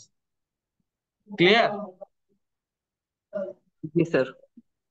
হ্যাঁ আকাশ বলেন, কোশ্চেন করেন। আজকে এ পর্যন্ত পড়াবো, যেহেতু অলরেডি 35 বেজে গেছে, আপনাদের ইফতার করতে হবে, ইফতারের প্রস্তুতি নিতে হবে, আর কন্টিনিউ করবো না। বলেন, কোশ্চেন করেন স্যার এই তাড়াতাড়ি।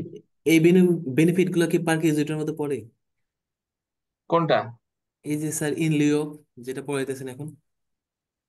না, এটা তো আলাদা ভাবে তো পড়বে, এটা তো পার্কিউজিট, তো এটা তো আপনার ওই এমপ্লয়মেন্টের কাছ থেকে পাচ্ছে না, কেন পার্কিউজিট হিসেবে আসবে? ওটা কি ওই এমপ্লয়ের কাছ থেকে পাচ্ছে? না না না স্যার। এটা এটা রিসিপ্ট ইন লিeu স্যালারি হিসেবে পাবে। দেখবেন যে স্যালারির মধ্যে পার্কিউজিট ছাড়া আরেকটা হলো আপনার সংজ্ঞা আছে, যে receipt in lieu of salary or receipt in addition to salary, ওইটার মধ্যে এটা পড়বে। But of course this is a part of salary, এটা মনে রাখতে হবে। ঠিক আছে ঠিক আছে। Sir okay, I have a question আপনার স্যার। কোনো কোশ্চেন আছে? জি বলেন। স্যার আমার কোশ্চেনটা হচ্ছে সেকেন্ড এলিমেন্টটা নিয়ে, ওইটা হচ্ছে আপনার গ্র্যাচুইটি ফান্ডের এফডিআর এর ইন্টারেস্টটা, এটা ওই বেনিফিশিয়ারিদের মধ্যে ভাগ করে দিতে হবে এই রুলস দ্বারা, নাকি কোম্পানি বা কোনো আহ, প্রতিষ্ঠান সেটা তাদের জেনারেল ফান্ডে নিয়ে যাবে? আপনার নাম কি? স্যার শরীফুল ইসলাম। এটা পরে কোশ্চেন করবেন আমাকে, অ্যাডভান্স লেভেলের কোশ্চেন, ঠিক আছে? এগুলো পরে ঠিক আছে বুঝাই দেবো। হুম। ঠিক আছে স্যার। অথবা আপনার পার্সোনালি আপনি আমাকে জানতে চাবেন বা বুঝাই দেবো, সমস্যা নেই। ঠিক আছে, আজকে এ ঠিক আছে পর্যন্তই। আর কোনো কোশ্চেন না থাকলে আমরা আজকে বিদায় নিচ্ছি। স্যার স্লাইডটা দেবেন না? কেন দিব না? আমি কি বলছি দিব না আপনি একবার? আচ্ছা, আগামী মনে হয় আমাদের 25 তারিখে কি আমাদের ইয়ে আছে, খোলা আছে? জি স্যার 25 তারিখ খোলা লাস্ট। আছে স্যার 25 তারিখ। হ্যাঁ 25 এখনো তারিখে তো মনে হয় আমাদেরকে আমার রুটিন লাস্ট ক্লাস দেয়নি হবে। তো। আচ্ছা, আগামী শনিবার রুটিন দিয়ে দিবো, মনে হয় 25 তারিখে ঈদের আগে মনে হয় লাস্ট ক্লাস হবে আপনার। ওকে, থ্যাংক ইউ। আমরা নেক্সট ক্লাসে এমপ্লয়মেন্টটা শেষ করবো আশা করা যায়, ইফ পসিবল আর একটা অঙ্ক করবো ইনশাল্লাহ, যদিও আপনার খুব ছুটির মুডে থাকবেন আই নো, বাট তারপরে চেষ্টা করবো আমরা। ওকে, থ্যাংক ইউ। আমি আপনাদেরকে এই স্লাইডটা দিয়ে স্যার দিচ্ছি এখন, আসসালামু আলাইকুম। অবশ্যই জি স্যার আসসালামু আলাইকুম। আপনি ইয়েতে দিয়ে দিচ্ছি আসসালামু আলাইকুম আপনাদের স্যার। কি বলে চ্যাট বক্স। চ্যাট বক্সে স্যার। চ্যাট বক্সে দিচ্ছি, আপনার চ্যাট বক্স থেকে নামাই নেন। জি জি স্যার আসসালামু আলাইকুম। আসসালামু আলাইকুম।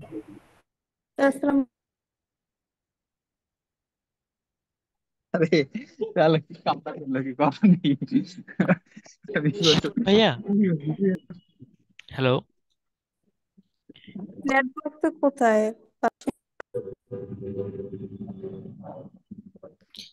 হ্যাঁ শিপন ভাইয়া, শোনা যাচ্ছে? হ্যাঁ ভাই বলেন। ভাইয়া হচ্ছে আমি আইসিবিএস মানে আমার মেল অ্যাড্রেসটা ভুল ছিল, তো এজন্য আমি এতদিন মেল পাই নাই, আজকে জয়েন করছি। সো হোয়াটসঅ্যাপ গ্রুপে অ্যাড করে নিতেন যদি তাহলে ভালো হইতো, বা আচ্ছা এতদিনের ভাই, স্লাইড লিংক গুলা। আছে হোয়াটসঅ্যাপে? জি ভাইয়া, আমি আপনাকে রিকোয়েস্ট পাঠাইছি। আর এতদিনের স্লাইড গুলা যদি দেওয়া যেত আচ্ছা 8টা ঠিক আছে, ক্লাসের। আপনাকে দিব এখন। আচ্ছা আপনি ভাইয়া। আমাকে ইনবক্সে নক করেন, আমি দিয়ে দিচ্ছি। আচ্ছা ভাই, আগে অ্যাকসেপ্ট করিয়েন, আমি এখন আপনাকে নক দিব। ঠিক আছে। ভাই হোয়াটসঅ্যাপ আচ্ছা গ্রুপে ড্রাইভ লিংক দেওয়া আছে, ড্রাইভ লিংকে সব ক্লাসের রেকর্ড তারপর সব নোটস দেওয়া আছে, কাইন্ডলি একটু কষ্ট করে গ্রুপটা অ্যাড ও হওয়ার করে আচ্ছা, দিবেন। ওই নতুন জয়েন করলে ওই আগের মেসেজ গুলো আমি পাবো না, তো এই জন্য আর কি। আচ্ছা আচ্ছা আচ্ছা ঠিক আছে, তাহলে আমি গ্রুপে ড্রাইভের লিংকটা শেয়ার দিব। আচ্ছা ভাইয়া, ঠিক আছে। ভাইয়া আমি ওই যে হোয়াটসঅ্যাপ গ্রুপে অ্যাড হতে যাচ্ছি। মেলে দিয়ে দেন, মেলে দিয়ে দেন, মেলে দিয়ে দেন যাবে না ভাইয়া? হ্যাঁ যাবে।